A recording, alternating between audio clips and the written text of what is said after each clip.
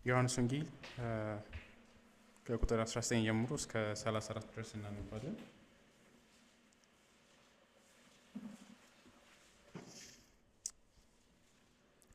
አይሁድ ማንነቱን እንዲጠይቁት ካህናትና ሌዋውያን ከኢየሩሳሌም ወደ እርሱ ሲልኩ ዮሐንስ የሰጠው ምስክርነት ይህ ነበር። ከመመስከርም ወደ ኋላ አላለም። እኔ ክርስቶስ አይደለሁም ብሎ በግልጽ መሰከረ። እነርሱም ታዲያ አንተ ማን ነህ? ኤልያስ ነህ ብለው ጠየቁት። እርሱም አይደለሁም አለ። እነርሱም ታዲያ ነቢዩ ነህ አሉት። እርሱም አይደለሁም ሲል መለሰ። በመጨረሻም እንግዲያስ ማን ነህ? ለላኩን ሰዎች መልስ እንድንሰጥ ስለ ራስህ ምን ትላለህ አሉት። ዮሐንስም በነቢዩ በኢሳይያስ እንደተነገረው ለጌታ መንገድ አቅኑለት እያለ በምድረ በዳ የሚጮህ ድምፅ እኔ ነኝ ሲል መለሰ። ከተላኩትም ፈሪሳውያን አንዳንዶቹ ታዲያ ክርስቶስ ወይም ኤልያስ ወይም ነቢዩ ካልሆነ ለምን ታጠምቃለህ ብለው ጠየቁት።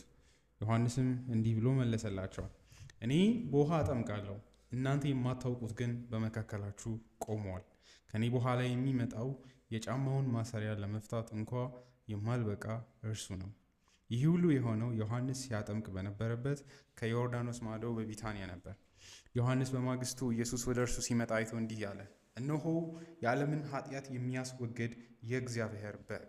ከኔ በኋላ የሚመጣው ከኔ በፊት ስለነበር ከኔ ይልቃል ያልሁት እርሱ ነው። እኔ ራሴ ያላወቅሁትም ነበር። በውሃ እያጠመቅሁ የመጣሁትም እርሱ በእስራኤል ዘንድ እንዲገለጥ ነው። ከዚያም ዮሐንስ እንዲህ ሲል ምስክርነቱን ሰጠ። መንፈስ እንደ ርግብ ከሰማይ ወርዶ በእርሱ ላይ ሲያርፍ አየሁ። በውሃ እንዳጠምቅ የላከኝም በመንፈስ ቅዱስ የሚያጠምቀው መንፈስ ሲወርድና በእርሱ ላይ ሲያርፍ የምታየው እርሱ ነው ብሎ እስኪነግረኝ ድረስ እኔም አላወቅሁትም ነበር። አይቻለሁ፣ እርሱ የእግዚአብሔር ልጅ እንደሆነ እመሰክራለሁ። እግዚአብሔር እንዲያስተምረን እንጸልይ። ቅዱስ አባት ሆይ ስለ ቸርነትህ እናመሰግናለን። አሁን ደግሞ ቃልህን ለመማር በፊት አለን። በሕግ ውስጥ ድንቅ ነገሮች እንዳሉ፣ በወንጌል ውስጥ ድንቅ ነገሮች እንዳሉ እናውቃለን። ስለዚህ እንድታሳየን እዚህ ላይ የሰፈሩ ጥቅሶች እውነተኛ ትርጉማቸው ምን እንደሆነ ማየት እንዲሆንልን፣ ከዚህም የተነሳ በወንጌል ያለን እምነት እንዲጨምር፣ በልጅ በክርስቶስ ኢየሱስ ወንጌል መጽናት እንዲሆንልን፣ ጆሮአችን ላይ ከሚጮኸው ዓለም በላይ የወንጌልህ ድምፅ የዮሐንስ ድምፅ ጆሮአችን ላይ እንዲያስተጋባ እንዲሆን በእምነት ያንን እንድታደርግልን በቃል በኩል እንለምንሃለን። በዚህ መዳን እንዲሆንልን ዘንድ እንጠይቀሃለን። ስለ ሁሉ ነገር እናመሰግንሃለን። በልጅ በክርስቶስ ኢየሱስ አሜን።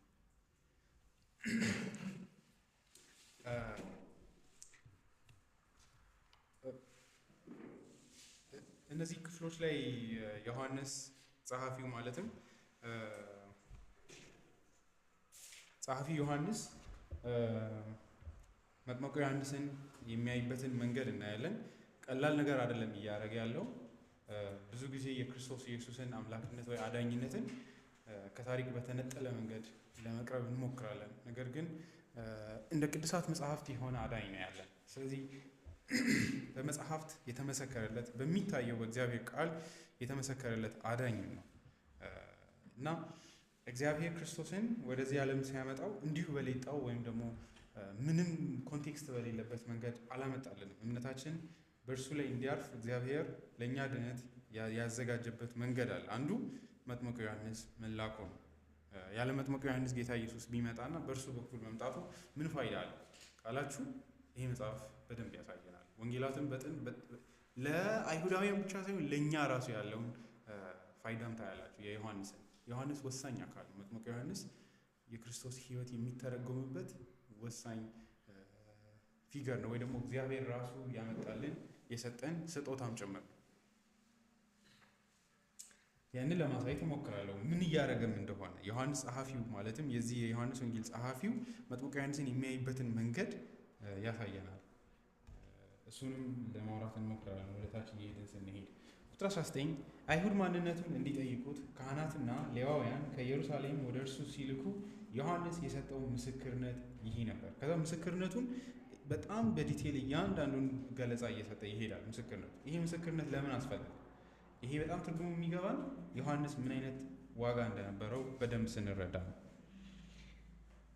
እንግዲህ እንግሊዝኛው ላይ ማንነት የሚለው ያምራል። እንግሊዝኛው ላይ And this is the record of John when the Jews sent priests and Levites from Jerusalem to ask him, who are thou? አንተ ማነህ ለሚል ጥያቄ ዮሐንስ ራሱን ነኝ ያለውን ደግሞ አይደለሁም ያለውን ላምጣላችሁ ነው። በዚህም ሁለቱም ያስፈልጋል። አንድ ዮሐንስ ያልሆነው ትርጓሜ እየተሰጠው ነው።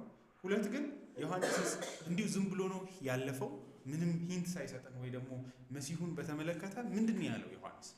ሁለቱም ያስፈልጉናል። ማን አይደለሁም የሚለው ያው በዛ ውስጥ ያማን ምንድነው ማን ነው ዮሐንስ መተርጎም አለበት። ይሄ ሰው ማን ነው?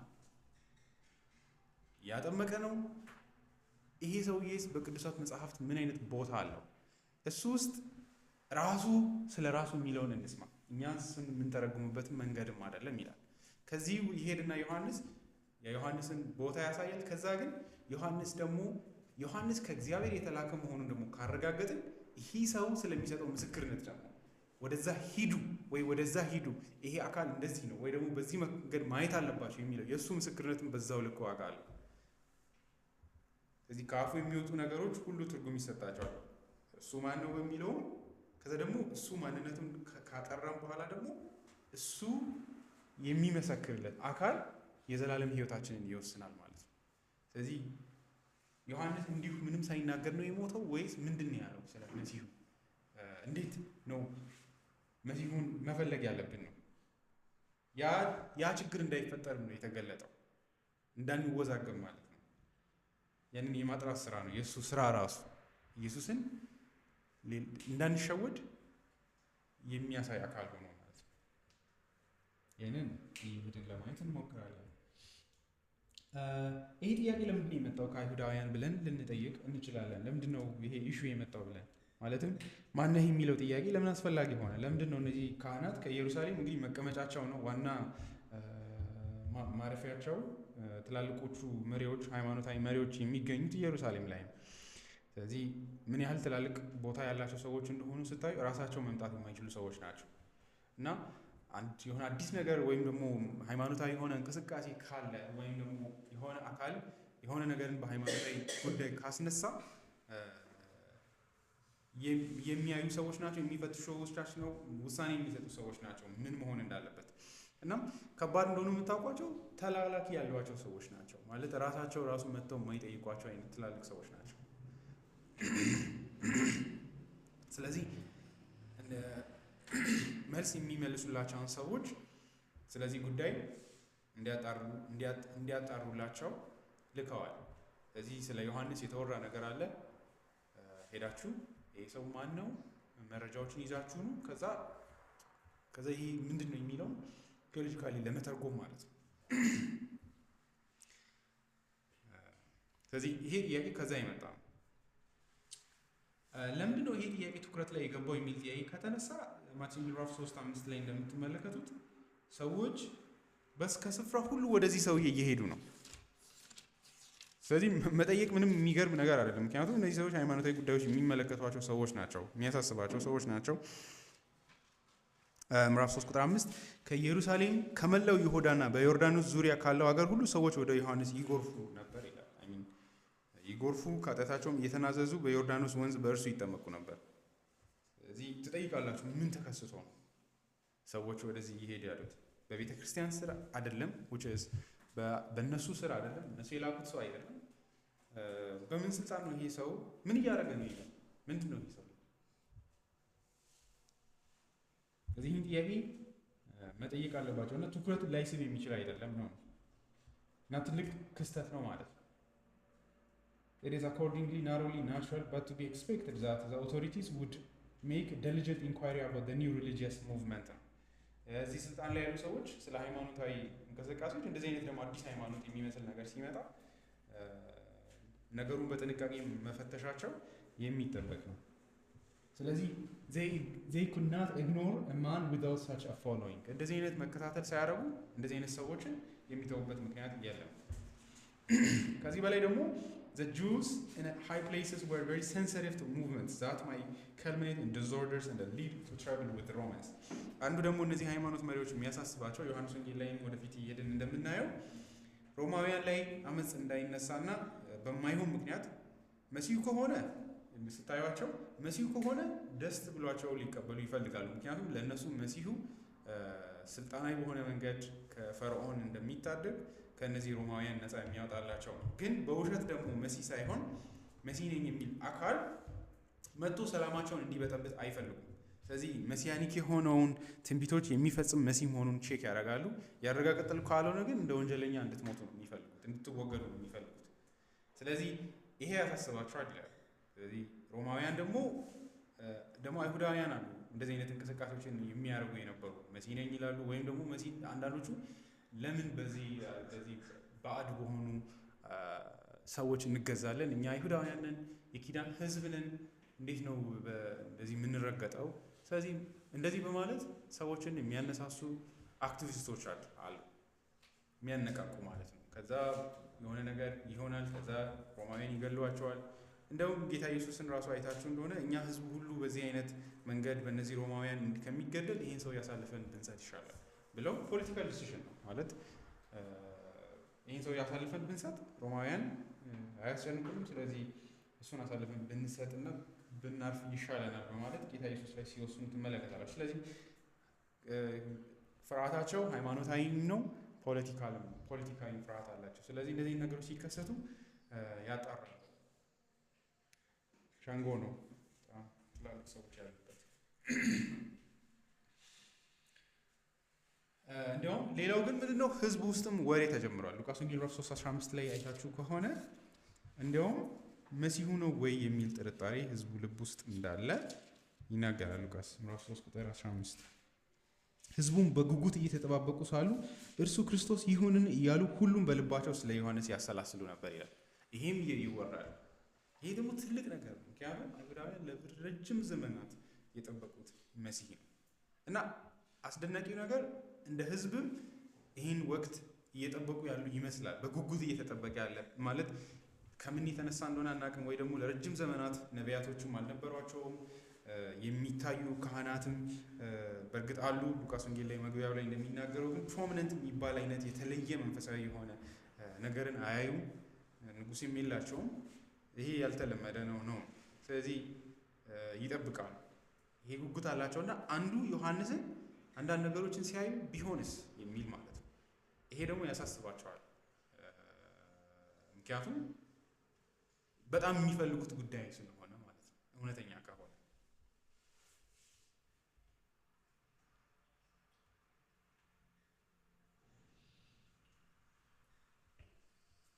እንዲያውም ፒንክ እዚህ ጋር ቃላት እንትኑ ደስ ይላል ዲስክሪፕሽኑ።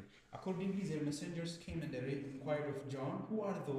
Multitudes of people were flocking to this strange preacher in the wilderness. በምድረ በዳ ላይ ያለ አንድ የሚጮህ ሰው አለ፣ ሰባኪ ሰው ሁሉ ወደሱ እየጎረፈ ነው። and many had been baptized by him. ጭራሽ ብዙ ሰው በሱ ተጠምቋል። and the religious leaders in Jerusalem were compelled to take note of it. ስለዚህ ይውሩምታው ጭምጭምታው ይደርሳቸዋል። Therefore did they send a deputation to wait upon John to find out who really was and to inquire into his credentials ማለት ነው። ይሄ ሰውዬ ማን ነው? ከየት ነው የመጣው? ደግሞ መንፈሳዊ ሰው ነኝ ወይም ደግሞ ስልጣን አለኝ ብሎ ያለማንም ፈቃድ ለማጥመቅ ይሄን አይነት ስልጣን ከየት አግኝቶ ነው የሚሉ ጥያቄዎችን ለመመለስ ነው ብሎ ይናገራል። ስለዚህ የዮሐንስ እንቅስቃሴዎች በጥንቃቄ ይከታተሏቸዋል።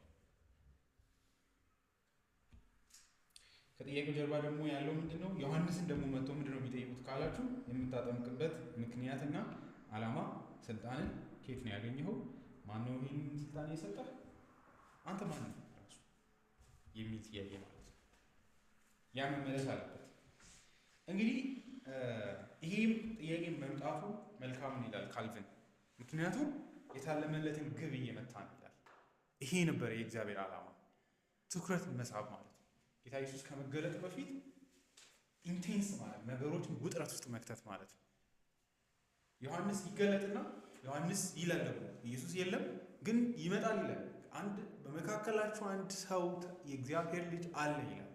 ከዛ ሰው ሁሉ እንትን ይሆናል ማለት ነው። ልቡ በጣም ከፍ ይላል ማለት ነው። ማን ነው ይሄ? ማን ይሁን የሚል ማለት ነው።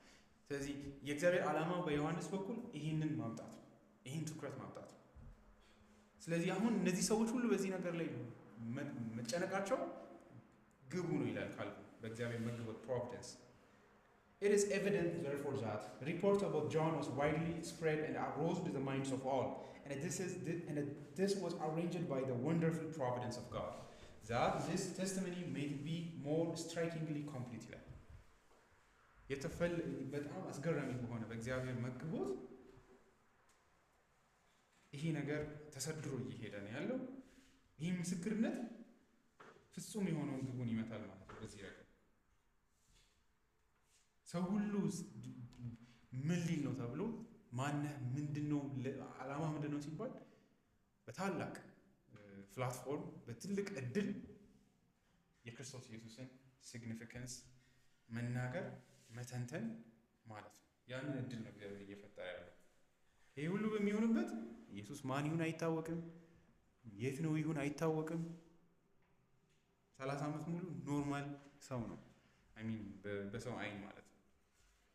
ከአባቱ ጋር አባቱ እስከ ሞተበት ጊዜ ድረስ አናጢ ሆኖ የሰራ ምንም ማንም ያላስተዋለው ማለት ነው። ያ ግን ወደ ሰዎች ትኩረት ከመምጣት በፊት በዮሐንስ ይህንን እግዚአብሔር በፕሮቪደንስ በመግቦት አድርጎታል። ቁጥር 20 ይሄ ጥያቄ ሲቀርብለት ዮሐንስ ምንድነው ያደረገው? ከመመስከርም ወደ ኋላ አላለም። እኔ ክርስቶስ አይደለሁም ብሎ በግልጽ መሰከረ ይላል። እዚህ ላይ ማየት ያለብን ከፊትና ከኋላ ያሉት ሁለቱም ንግግሮች የጸሐፊው የዮሐንስ ትርጓሚዎች ናቸው። ዮሐንስ ስላደረገው መጥምቁ ዮሐንስ ስላደረገው ነገር የዚህ የወንጌሉ ጸሐፊ ምንድን ነው የሚለው? መጥቶ ሲጠየቅ እወቁ፣ ከመመስከር ወደ ኋላ አላለም፣ አልካደም ይላል። በግልጽ ነው የመሰከረው ይላል። ለምንድን ነው ይህን የሚፈልገው? ሁለት ነገሮቹ በጣም አሁንም ወሳኝ ናቸው። አንድ ዮሐንስ ራሱን ማን ነው የሚለው፣ ከዛ ስለ እኛ አሁን እያመለክን የእግዚአብሔር ልጅ ነው ጌታችን ኢየሱስ ክርስቶስ ነው ስለምንለው ስለ እርሱስ ምንድን ነው ያለው? ምክንያቱም ሁሉም የዮሐንስን ጥምቀት ተቀብለዋል። ስለዚህ የዮሐንስ ምስክርነትን ማሳመን ማለት ነገሩን ገላችሁታል ማለት ነው። ማለትም ምክንያቱም ማንም ጥርጣሬ የለውም ስለ ዮሐንስ ታማኒነትን አግኝቷል። ስለዚህ ዮሐንስ ስለመሰከረለት አካል ማረጋገጫ ሰጣችሁ ማለት ስለ ጌታ ኢየሱስ ክርስቶስ ወይም ደግሞ ስለ ጌታችን ነገሩ ግልጽ ሆኗል ማለት ነው። ጸሐፊው ነው የሚለው፣ እኛ ሳይሆን ጸሐፊው ነው ስለ ኢየሱስ ክርስቶስ ማለት ነው። ስለዚህ ዮሐንስ አንድ የመጀመሪያ ያለለት ያልዋሸው ነገር ክርስቶስ አይደለውም ብሏል። ስለዚህ አንድ ነገር ተዘግቷል ማለት ነው። በዚህ መሰረት ዮሐንስ መሲሁ አይደለም። ለምን? ራሱ ስላለ።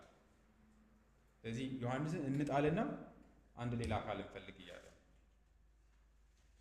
ስለዚህ ስለ ዮሐንስ ይህ ነገር ግልጽ ነው እያለ ጸሐፊው ማለት ነው።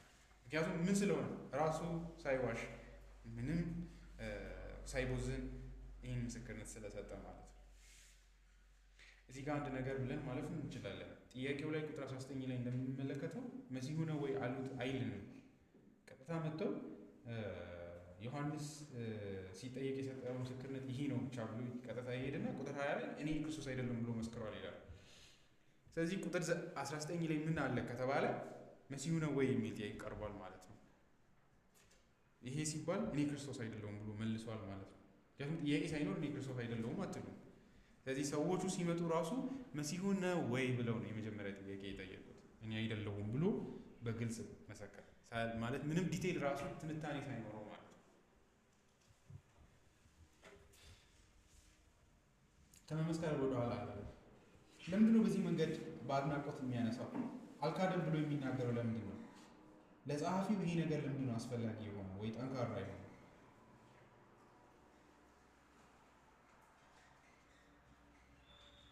ዮሐንስን መሲህ አድርጋችሁ የምታዩ ካላችሁ ስታችኋል።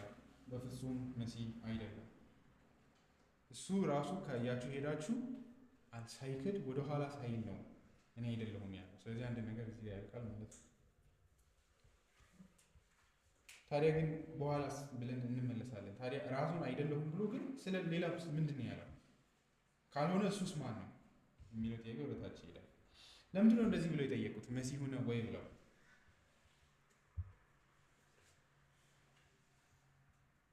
ካልሆነ ይላል ጥያቄውን አሉታዊ በሆነ መንገድ ፈጥነን ማየት የለብንም ይላል። ምክንያቱም እነዚህ ሰዎች መሲሁን እንደማይፈልጉ ማሰብ የለብንም።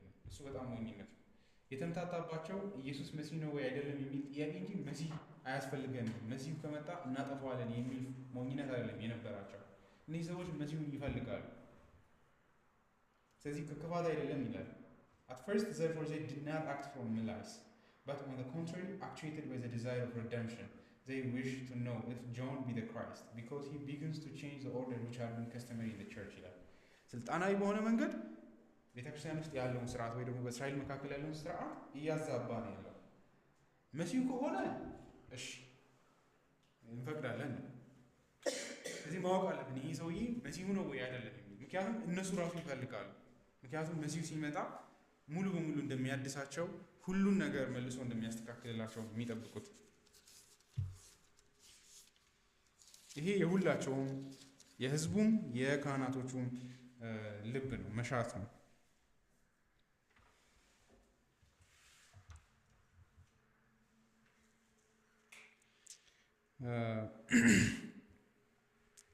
ለምሳሌ ሉቃስ ወንጌል ምዕራፍ 24 ላይ ታዋቂ ነው።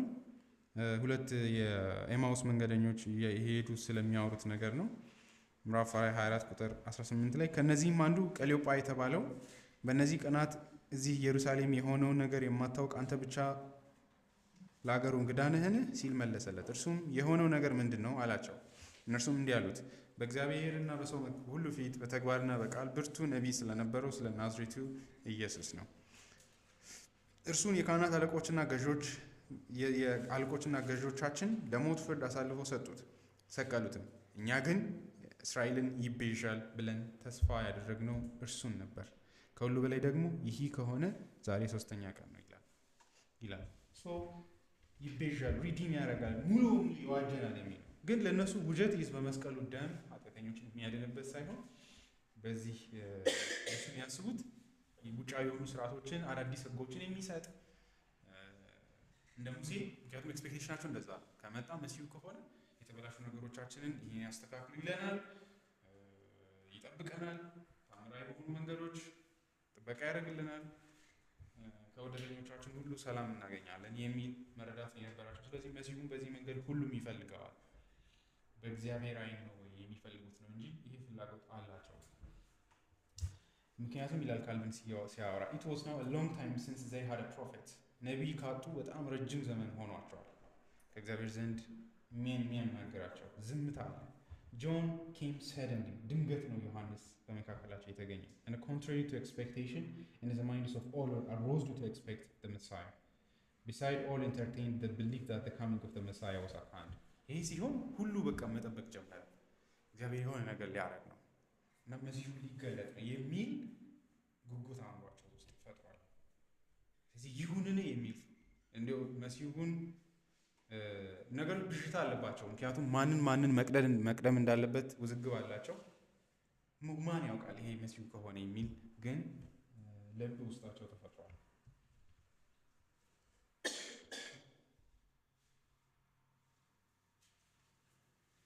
ፒንክ ግን ምን ይላል? በሁለተኛነት ደረጃ ይሄ ጥያቄ ግን በውስጡ ማስፈራራትና አደጋንም እየተሸከመ ነው። ምክንያቱም ዝም ብሎ ጠይቋችሁ ጥለው አይሄዱም። ራሳችሁን በአግባቡ እውነተኛ መሆናችሁን ካላሳያችሁ ህይወታችሁ አደጋ ላይ ሊወድቅ ይችላል። ማረጋገጫ ያስፈልጋቸዋል ራሳችሁን ለመጠበቅ። ዮሐንስ ይሄ ጥያቄ ሲመጣለት ግን ወደ ኋላ አላለም ይላል።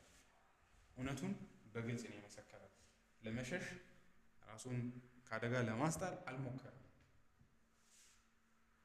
አላስፈራራውም። ከነዚህ ትላልቅ ቦታ ካላቸው ሰዎች ይሄ ጥያቄ መምጣቱ ዝም ብሎ ደስ ይላል። አንብብላችሁ one can imagine the tone in which they said to John who are thou ያንን የጠየቁበትን ማነህ ያሉበትን ድምጸታቸውን ራሱ መገመት እንችላለን። no doubt they expected to intimidate him ይላል። ሊያስፈራሩ አስበው ሊያውሩት እንደሚችሉ መገመት እንችላለን። ይህንንም ደግሞ ከምን ልንረዳ እንችላለን ካላችሁ ዮሐንስ ጸሐፊው ወደ ኋላ አላለም፣ አልካደም የሚለውን ስታዩ ነው። ማለት የሚክድበት ሁኔታ ነበረ ወይ ልንል እንችላለን። ይሄ መልሱ የሚያሳየን ነገሩ የሚያስፈራ እንደሆነም እንድናስብ ያደርጋል። ነገር ግን he boldly stood his ground ይላል። መሬቱን የቆመበትን ግራውንድ አጥብቆ ይዞ ሳይንቀሳቀስ ቆሟል ይላል። Neither the dignity of those who had sent this embassy to him, to John, nor the threatening frowns moved him at all ይላል። የእነዚህ ሰዎች ትልቅነት ያላቸው ቦታ አላስፈራውም። የእነሱ ክብር ከዛም ማስፈራራታቸውም አላስፈራውም። ሳይክድ ተናግሯል። ከዛ ምን ይላል ፒንክ? እቺ ደስ ትላለች። May like courage be found in us when we are challenged with an who are thou question ይላል። እናንተ ማን ናችሁ ወይ አንተ ማን ነህ ሲባል እኛም ይሄ አይነት ድፍረት አለን ወይ ይላል። በድፍረት ስለ ኢየሱስ ለመመስከር ማለት ነው። ቻሌንጂንግ የሆነ ነገር ነው። ማነህ ምንድነህ ብላችሁ ተብሎ ብትጠየቁ በእውነት ከልብ በእውነተኛ መልስ ትመልሳላችሁ ወይ ይላል። እኔ ክርስቶስ አይደለሁም ብሎ በግልጽ መሰከረ ይላል።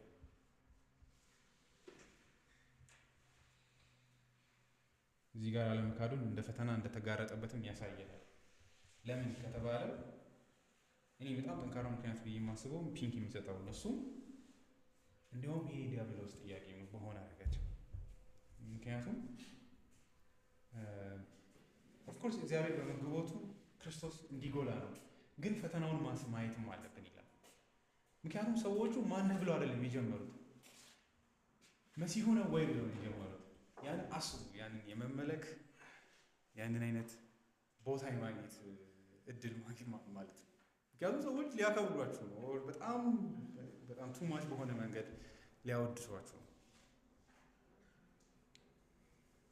ምን ይላል? ጥያቄ ምልክት ያደርጋል። እኔ እንደዚህ እፈራለሁ ብሎ ነው ፒንክ የሚለው። having taken the firm stand he had, did Satan now tempt him to go to the other extreme ይላል።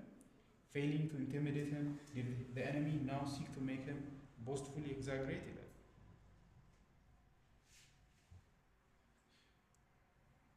በዛኛው በኩል የነሱ ክብር አለ፣ በዛኛው ሳይድ ግን ጥያቄያቸው የሚያጓጓ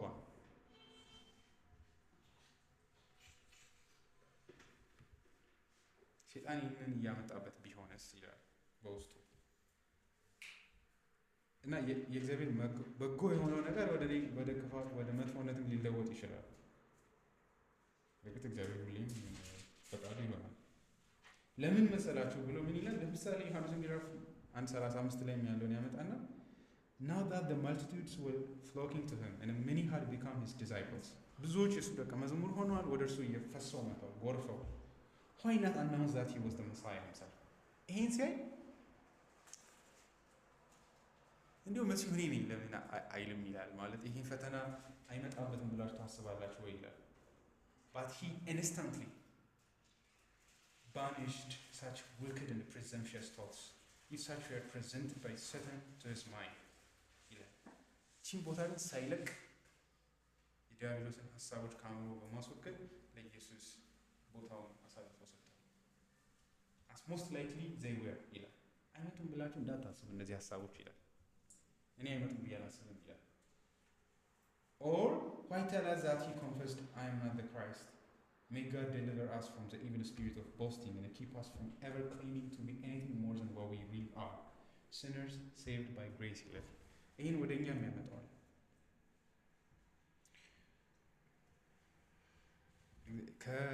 ከክፉ የዲያብሎስ የመታበይ ትምክህቶች እግዚአብሔር ይጠብቀን ያድነን። ከሆነው በላይ ራሳችንን ነን እንዳንል፣ እሱም በጸጋ ይዳንን ከንቱ ኃጢአተኞች ነን። እንደዛ ማለት ይቻላል። ኃጢአተኛ ብቻ ሳይሆን ማንረባ ኃጢአተኞች ነን። ስለ ራሳችን ያለችው ምስክርነት ከዚች ባትበልጥ መልካም። ባትበልጥ ሳይሆን ያበቃልናል ነው።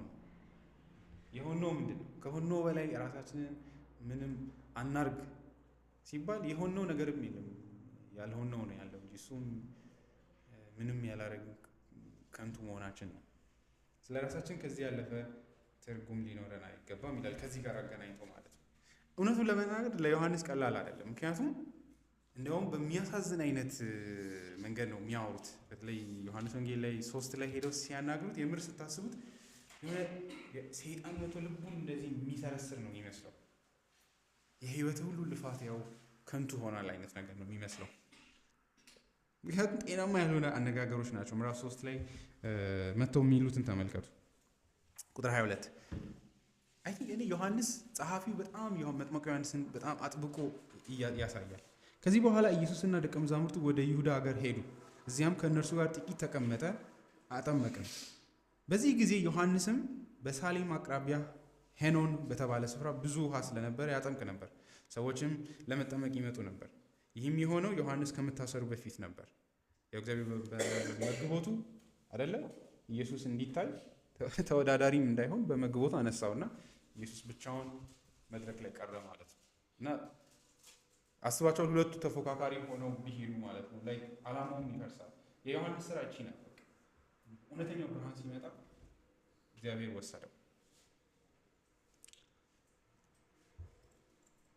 በአንዳንድ የዮሐንስ ደቀ መዛሙርትና በአንዳንድ አይሁዳዊ መካከል ስለ መንጻት ስርዓት ክርክር ተነሳ። ወደ ዮሐንስም መጥተው ረቢ፣ በዮርዳኖስ ማዶ ካንተ ጋር የነበረው ስለ እርሱም የመሰከርህለት ሰው እነሆ ያጠምቃል፣ ሰው ሙሉ ወደ እርሱ እየሄደ ነው አሉት። ጭራሽ አንተ የመሰከርህለት ይኸው ሙሉ ወሰደብህ አይነት ነገር ነው የሚመስለው። እና ያው ብቻህን ቀረህ አይነት ነገር ነው። ይኸው ሄዶ መጨረሻው ይሄ ነው የሆነው። ጥያቄው በውስጡ ያን እንደተሸከመ የምናየው እሱ በሚመልሰው መልሶች ውስጥ ነው። 27 ዮሐንስም እንዲህ ሲል መለሰ፣ ከላይ ካልተሰጠው በቀር ማንም አንዳች ሊቀበል አይችልም። እኔ ክርስቶስ አይደለሁም፣ ለምን አትፈቱኝም ነው ውስጥ ያለው እሱ እኮ ነው።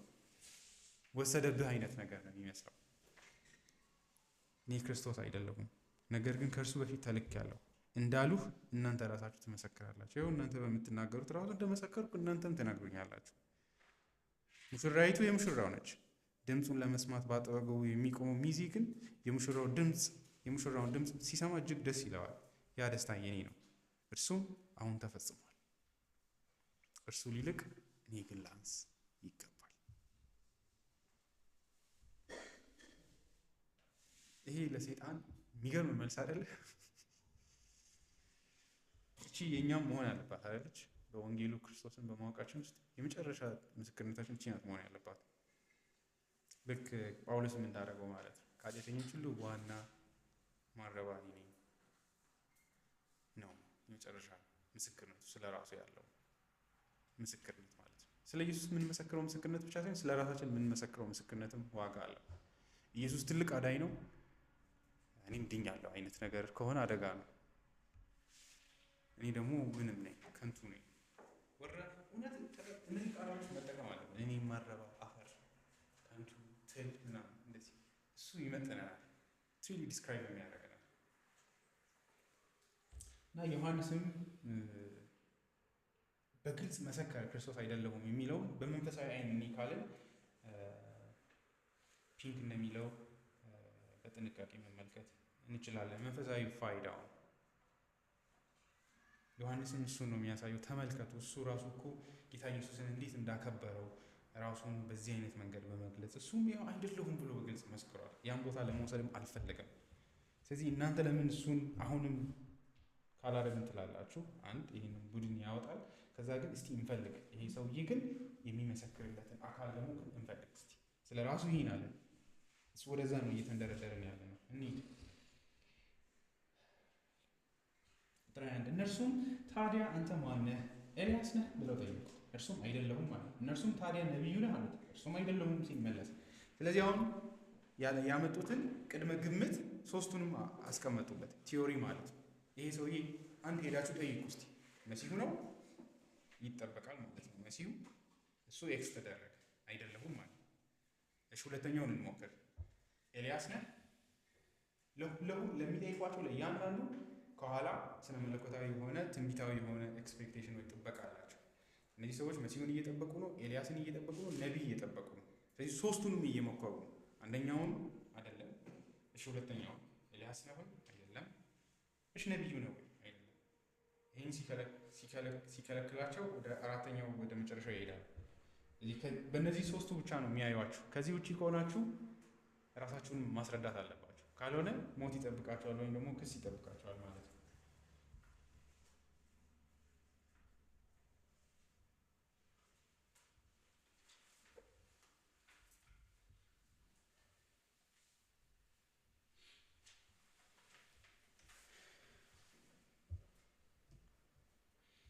እንግዲህ አይሁዳውያን እግዚአብሔር ትንቢት የመሲሁ ትንቢቶች ተሰጥቷቸዋል። መሲሁ ደግሞ ሲገለጥ ሊሆኑ ያሉ ቅድመ ክስተቶች አሉ፣ መሲሁ መምጣቱን የሚያውቁባቸው ማለት ነው። ልክ በለስ ሲያቆጠቁጥ ምልክቶችን እንደሚሰጥ የእግዚአብሔር ልጅ ወደዚህ ዓለም ሲመጣ ወይ ደግሞ መሲሁ ሲመጣ የሚያውቁባቸው መለኪያዎች አሏቸው። ስለዚህ እነሱን ያዩዋቸው። በዛ መንገድ ያ ደግሞ የዘመን ፍጻሜ ይሆናል። የሁሉ ነገር መጨረሻ፣ የክብር መጨረሻ፣ የእግዚአብሔር እስራኤል ሙሉ በሙሉ የምትከብርበት እንደዚህ እስካቶሎጂካል የሆነ ሙሉ ነገሮች ወደ መጨረሻቸው የሚደርሱበት መንፈሳዊ በሆነ አይን አይተውት ነው ወይ ወደ ታች እየልን እናወራለን። ስለዚህ አንዱ የሚጠበቀው ኤልያስ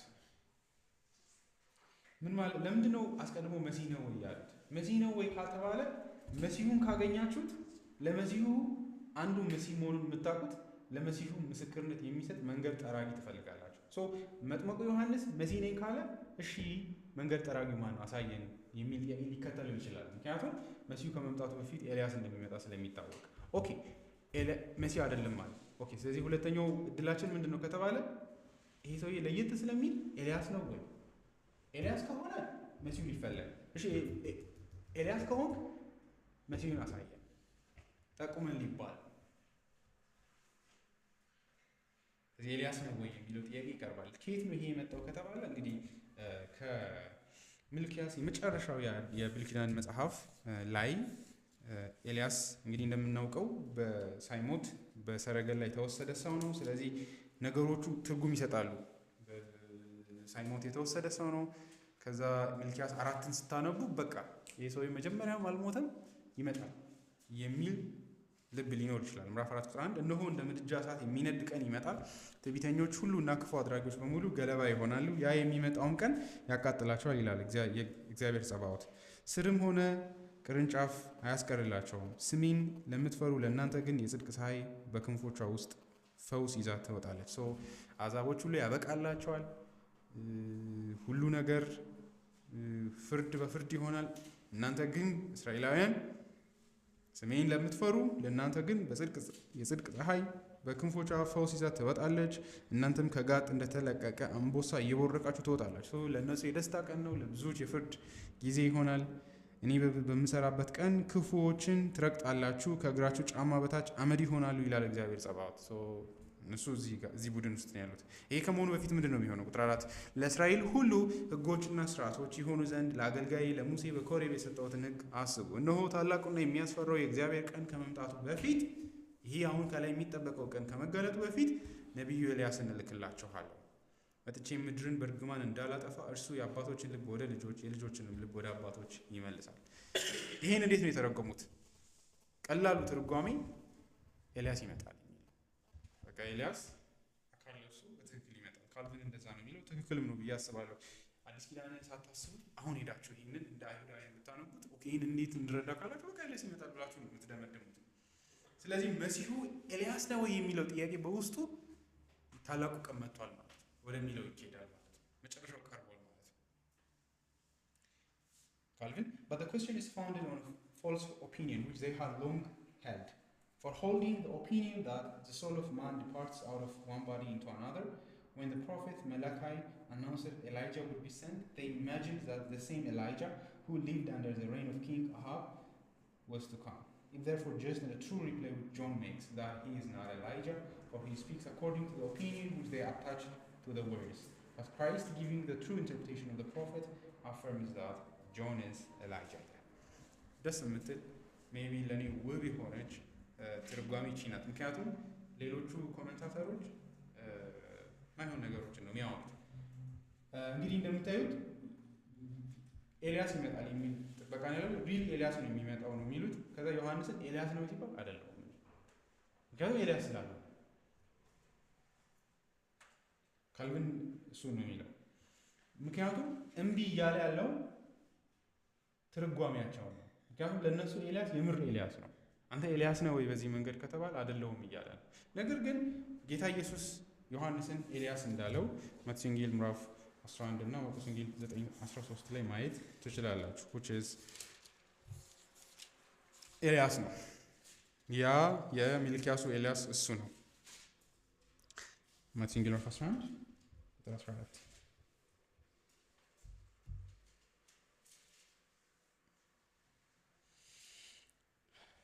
ነቢያትም የሙሴ ሕግም ሁሉ እስከ ዮሐንስ ድረስ ትንቢት ተናግረዋልና እንግዲህ ልትቀበሉት ከፈቀዳችሁ ይመጣል የተባለው ኤልያስ እርሱ ነው ይላል።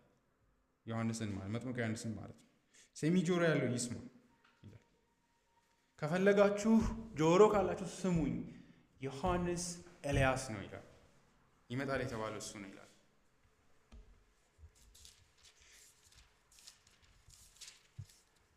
ሉቃስ ደግሞ እንዴት እንደተረጎመው ስታዩት የዮሐንስን ሉቃስ ወንጌል ምዕራፍ 11 ላይ በጌታ ፊት ታላቅ ይሆናልና የወይን ጠጅም ሆነ ሌላ የሚያሰክር መጠጥ አይጠጣም፣ በእናቱም ማፀን ሳለ በመንፈስ ቅዱስ ይሞላል። ከእስራኤል ሰዎች ብዙዎችን ወደ ጌታ ወደ አምላካቸው ይመልሳቸዋል። የአባቶችን ልብ ወደ ልጆቻቸው የማይታዘዙትንም ወደ ጻድቃን ጥበብ ይመልስ ዘንድ ለጌታ የተገባ ሕዝብ ለማዘጋጀት በኤልያስ መንፈስና ኃይል በጌታ ፊት ይሄዳል ይላል። ስለዚህ ኤልያስ ነው ኤልያስ በኤልያስ መንፈስ ነው የሚለው አይደል? ሉቃስ ሲተረጉመው እንደዛ ነው ያለው። መጽሐፉ ሚልክያስ ላይም ኤልያስ ራሱ ይመጣል ሳይሆን የኤልያስን አገልግሎት አይነት የሚያገለግል አካል እንደሆነ ነው የተረጎመው እና ሊትራሊ ከሚልክያስ የተወሰዱ ናቸው አይደለ? የአባቶችን ልብ ወደ ልጆች፣ የልጆችን ልብ ወደ አባቶች ልብ። ሊትራሊ ሚልክያስ ላይ መጨረሻ ላይ ያለው እሱ ነው። ያንን ወስደው ነው የተረጎመው። በዚህ ምን እያደረጉ ነው? እየተንደረደረ ያሉት የሚጠበቀው የእግዚአብሔር ልጅ መጥቷል ወደሚለው። ስለዚህ የዮሐንስ መገለጥ ትልቅ መገለጥ ነው ማለት ነው። ትልቅ መገለጥ ነው ብቻ ሳይሆን መሲሁ መምጣቱ የሚታወቅበት ብቸኛ መንገድ። ለዛ ነው ኤልያስ የሚለው ጥያቄ በጣም ከባድ ጥያቄ የሚሆነው ማለት ነው። ኢቭን የዮሐንስ ወንጌል ጸሐፊ ዮሐንስም እየተከተለ ያለው እሱ ነው ጸሐፊው ራሱ። ምክንያቱም ይኸው የሚጠበቀው ዮሐንስ ተገልጧል፣ ከዛም ምስክርነት ሰጥቷል። ምክንያቱም ጠቋሚው እሱ ነው። አባቶችን ወደዚህ ሂዱ፣ ልጆችንም ወደዚህ ሂዱ ብሎ የእግዚአብሔርን ጽድቅ የሚያሳየው እሱ ነው። ስለዚህ በዚህ ረገድ ይሄ ዮሐንስ የሰጠው ምስክርነትን አምነን ነው ወደ መሲሁ መሄድ ያለብን። እንደዛ ከሆነ ጥያቄያችሁ ይኸው ዮሐንስ ስለ ጌታችን ስለ ኢየሱስ ክርስቶስ የመሰከረውን ያ የሚጠበቀው የኢሳያስ 40 የሚልክያስ መጽሐፉ ኤልያስ ስለ ኢየሱስ የመሰከረውን ምስክርነት ተመልከቱ። ስለዚህ ጌታችን ኢየሱስ ክርስቶስ መሲህ ነው። ለምን? መጥምቁ ዮሐንስ ምስክርነት ሰጥቶታል ይላል። ስለዚህ ወደ ወንጌሉ ኢንትሮዲውስ የምንደረገው ወደ ክርስቶስ ኢየሱስ ወንጌል በኤልያስ በመጥምቁ ዮሐንስ በኩል ነው። መጥምቁ ዮሐንስን ጥሎ የሚነሳ ወንጌል እውነተኛ ወንጌል አለ። ይህ በጣም ወሳኝ መልስ ነው እያምናለሁ። በኋላ ወደታች በተለይ ስንሄድ ጌታችን ኢየሱስ ክርስቶስን መረዳት ያለብን በመጥምቁ ዮሐንስ ምስክርነት በኩል ብቻ ነው። ያንን ጥሎ የሚሄድ ሁሉ ሐሰተኛ ነው ማለት እንችላለን። የወንጌላት ጸሐፊያን ሁሉ እሱን ስላረጉ ማለት ነው። ስለዚህ በዚህ ረገድ ኤልያስን አይደለም እነሱ በሚሉበት ትርጓሜ ይላል ካልቪን። እሱም ሪሊ ኤልያስን አይደለም ቀጥታ፣ ግን በኤልያስ መንፈስ ተጠብቆ የተገለጠው ነቢይ ነው፣ ወይም ደግሞ በሱ መልክ የመጣ በምድረ በዳ የሚጨውር ሰው ነው። ብቻ እሱን ወደታችን እንመጣለን። ይሄኛውን ካንስል አደረገን ማለት መሲህ ነው አይደለም፣ ለምን ራሱ አይደለሁም ብለዋል። ሁለተኛ ኤልያስ ነው ወይ እነሱ በሚሉበት አይደለሁም፣ ኤልያስ አይደለሁም እናንተ በምትሉበት መንገድ። ከዛስ ምንድን ነው ታዲያ ነቢዩ ነህ አሉት። እዚህ ላይ ግን በጥንቃቄ አምልኩት። ነቢዩ ነህ፣ ነቢይ ነህ ወይ አይደለም የሚለው ነቢዩ ነህ ነው የሚለው። እዚህ ሁለት ትርጉም ይሆናል። ነቢይ ነህ ወይ ከተባለ አሪው ፕሮፌት ነው። ታዲያ ነቢይ ነህ፣ አንድ ነቢይ ነህ አይነት ነገር ማለት ከነቢያቶች አንዱ ነህ ነው። ነቢዩ ነህ ከተባለ ግን አሁንም የተለየ ነቢዩ ነው ዳት የምንጠብቀው ያን ነቢዩ ነህ እንደማለት ነው። ገብቷችኋል? ነቢዩ ነህ፣ ነቢዩና ነቢይ ነህ ወይ ይለያያል። ዘ ነው። እሱም ደግሞ በእንግሊዝኛው ላይ ጠንካራ በሆነ መንገድ ታያላችሁ። አር ዩ ዘ ፕሮፌት? ይሄ ከየት ነው የመጣው ደግሞ ልንል እንችላለን። ካልቪን ነቢይ ነህ ወይ ሲለው ዝም ብሎ እንደ አንድ ታዲያ ምንድን ነው አንተ በቃ የመጨረሻ ኦፕሽን አምጥቶ ነቢይ ነህ በቃ ዝም ብሎ ነቢይ ነህ እንደዛ እየጠየቀው አይደለም ብዬ አምናለሁ። ካልቪን ነቢይ ነህ ወይ እያሉ ኦፕሽን እየሰጡት ነው ይላል፣ ግን እድል እየሰጡት ነው። ከዚህ እስቲ ከነቢይ ውስጥ ነው ወይ ብሎ እየጠየቁት ነው ይላል፣ ግን አይደለም ብዬ አምናለሁ። ነብዩ ነህ ወይ የሚለው ጥያቄ ነው ጠንካራ። እሱ ደግሞ ዮሐንስ ወንጌል ላይም በኋላም በሚመጡ ክፍሎች ላይ ስላለ አነባዋለሁ። ካልቪን የሚለውን ላንብብላችሁ ግን rather do they by this term point out the office of John and ask if God had appointed him to be a prophet. When he replies, I am not, he does not for the sake of modesty tell a lie, but honestly and sincerely detach himself from the company of the prophets.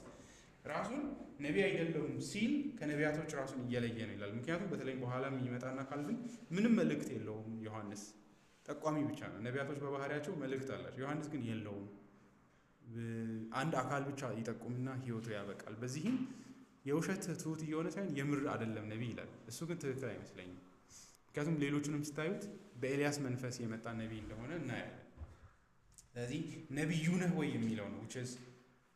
ለምንድን ነው ያንን የምትለው ካላችሁ ዮሐንስ ወንጌል ላይ ምዕራፍ 7 ቁጥር 40 ላይ ተመልከቱ።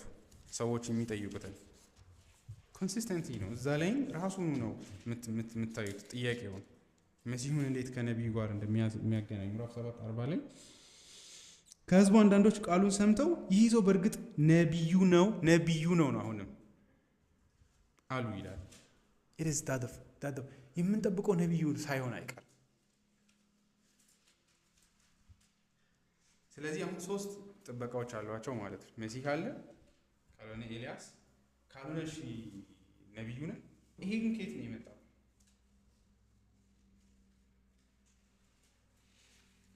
ካልን ሙሴ የተናገረውን ምስክርነት ይዘው እግዚአብሔር ከእናንተው መካከል ነቢይ ያስነሳላቸዋል፣ እሱን የማትሰማ ነፍስ ትጠፋለች።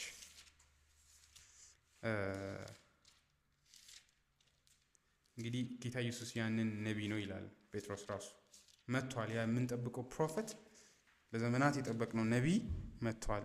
ምክንያቱም ዮሐን እንደምታውቁት ሙሴም እንደዚህ ብሎን ነበረ። ምዕራፍ 3 ቁጥር 22 ሙሴም እንዲህ ብሏል፣ ጌታ አምላካችሁ ከእናንተው መካከል እንደኔ ያለ ነቢይ ያስነሳላችኋል፣ እርሱ የሚነግራችሁን ሁሉ ስሙት። ይህን ነቢይ የማትሰማ ነፍስ ሁሉ ከሕዝብ መካከል ተለይታ ትጥፋ ይላል። ይሄ ነቢይ እንደ ሌሎች ነቢይ የሚጠብቁት አይነት ነቢይ አይደለም። የዘላለም ሞትና ሕይወት የሚወሰንበት ነቢይ ነው።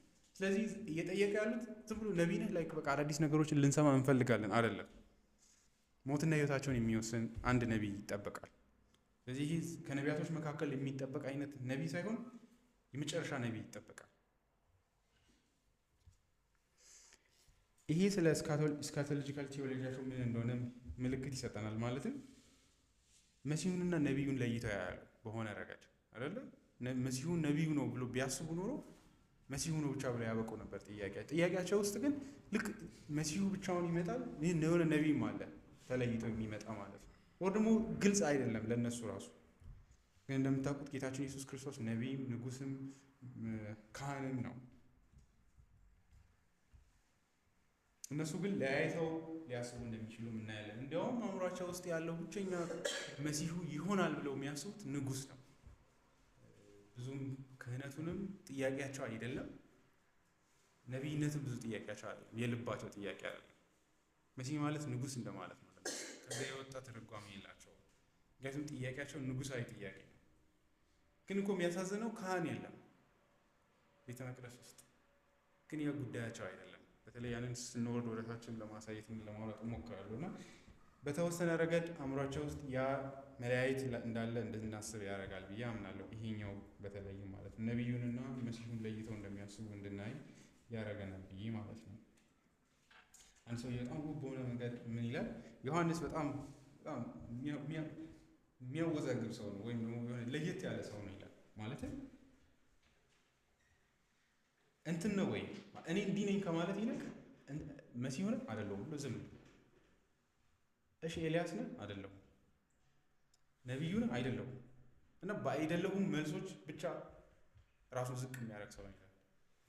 The increasing curtness of John's successive answers should not be missed. It appears to stem from a dislike for answering questions about himself. ስለ ራሱ መልስ መመለስ የማይፈልግ ሰው እንደሆነ ያሳያል። ይህንን ዝም ብለን መዝለል የለብንም፣ ምክንያቱም የማይጓጓ ሰው እንደሆነ ታያላችሁ ይላል። እኔ እንዲህ ሳይሆን እንዲህ ነኝ አይልም፣ መልሶ ጠጥ ብሎ ይሄዳል። ስለ ራሱ ብዙ ማውራት እንደማይፈልግ ያሳየናል ይላል። He had come to bear witness about another. ስለ እሱ እንድታወሩ ሳይሆን ስለምንድን ነው የመጣው የምትሉትን ጥያቄዎች አንድ ጠይቁት ነው የሚፈልገው።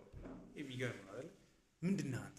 ዋጋ ምንድን ነው ሲባል ትኩረቱን ሙሉ በሙሉ ይህን ስለ ራሴ አጠይቁ ነው ይላል። ደስ የሚል ኦብዘርቬሽን ምልከታ ነው። ቁጥር 22 በመጨረሻ እንግዲያስ እኛ እንግዲህ ያመጣናቸው እንትኖች እነዚህ ናቸው ኦፕሽኖች። ወይም መሲሁም ካልሆንክ ነቢዩም ካልሆንክ ኤልያስ ካልሆንክ እሺ ማን ነህ? ለላኩን ሰዎች መልስ እንድንሰጥ ስለ ራስህ ምን ትላለህ አሉት። ባይሆን ኖሮ ዝም ይላል ማለት ነው። የሚገርም አይደል? ደስ የሚል ሰው አለ።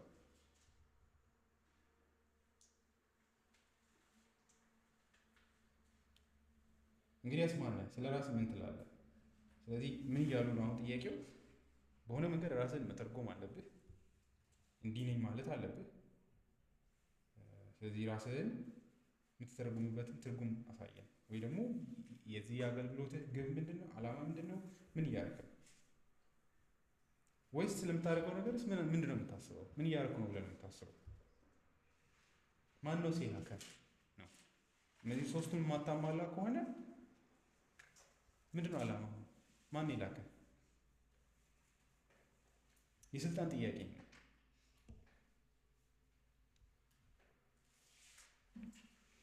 ስለዚህ የሚጠይቁትን ጥያቄ ስለጨረሱ ያላቸው ብቸኛ ምርጫ እሱ ራሱ ስለ ራሱ እንዲናገር ማለት ነው። ምንድን ነው ስለ ራስህ ንገረን፣ ምንድን ነው የምትለው? ምክንያቱም ለላኩን ሰዎች ደግሞ መልስ ይዘን መሄድ አለብን። ማለት ይሄን አይደለሁም ብሏል ብለን ብቻ መሄድ አንችልም። እንዲህ ነኝ በለን፣ እንዲህ ነኝ ለዚህ ነው የመጣሁት በለኝ። ምንድን ነው በዚህ ረገድ ማነህ አንተ? ራስህን እንዴት ነው የምታደርገው? እዚህ ጋር ይመጣል እንግዲህ ቁጥር 23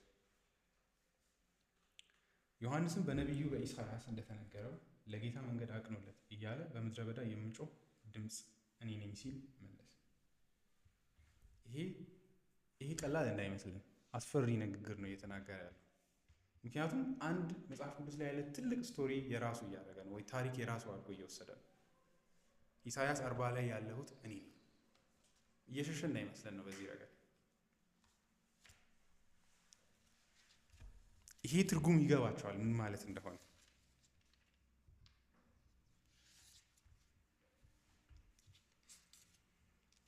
ይሄ ኢሳያስ 40 ደግሞ ወሳኝ ነው ይህን ክፍል ስንረዳ ወደታችም ስንሄድ።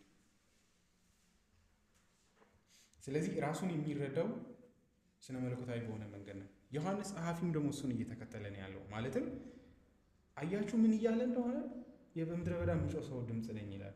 ይሄ ማለት ምንድን ነው ካላችሁ ያ ድምፅ አለው። እሱ ድምፅ ወሳኝ ነው። እግዚአብሔር በነቢያቱ በኩል እንደተናገረው አዳኝ መጥቷል ማለት ነው። ወደድን ጠላንም ዮሐንስ የእግዚአብሔር ሰው እንደሆነ ካመንን ራሱን ደግሞ የሚጮህ ድምፅ ነኝ ካለ እሱ የሚጮህለት አካል መሲህ ነው ማለት ነው። ስለዚህ ትራጀክተሪው ለዮሐንስ እሱ ነው። በቃ የኢየሱስ የእግዚአብሔር ልጅ ነው የሚለውን የሚነሳው እግዚአብሔር ከላከው ከዮሐንስ ምስክርነት ላይ ተነስቶ ነው። የእግዚአብሔር ልጅ ነው ኢየሱስ። ስለዚህ መጽሐፉን ምዕራፍ 1 ላይ በዮሐንስ ምስክርነት ይጀምራል። ቀጥሎ ብዙ ምስክሮችን፣ ስራዎቹን፣ ኤቭሪቲንግ ያመጣል። በቶማስ ምስክርነት ይጨርሰዋል። ለምን እንደ ቅዱሳት መጽሐፍት የሆነው መሲህ ሲመጣ ኢሳያስ 40 ላይ ያለው ትንቢት መፈጸም አለበት። ቀድሞት አንድ ድምፅ መምጣት አለበት። ዮሐንስ ያን ድምፅ ነው። ዮሐንስ የሚጮህለት አካል እሱ የእግዚአብሔር ልጅ ነው፣ መሲሁ ነው ማለት ነው። ስለዚህ ኢየሱስን መጣል ከፈለጋችሁ መጥምቁ ዮሐንስንም ጭምር ነው የምትጠሉት ማለት ነው። የምትክዱት ዮሐንስንም ጭምር ነው።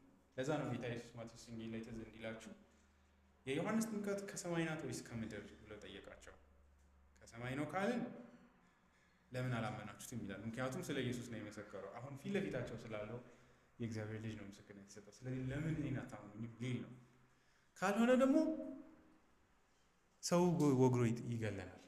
ምክንያቱም ሰዎች ዮሐንስን የእግዚአብሔር ሰው ነው ብለው አምነዋልና ማለት ነው።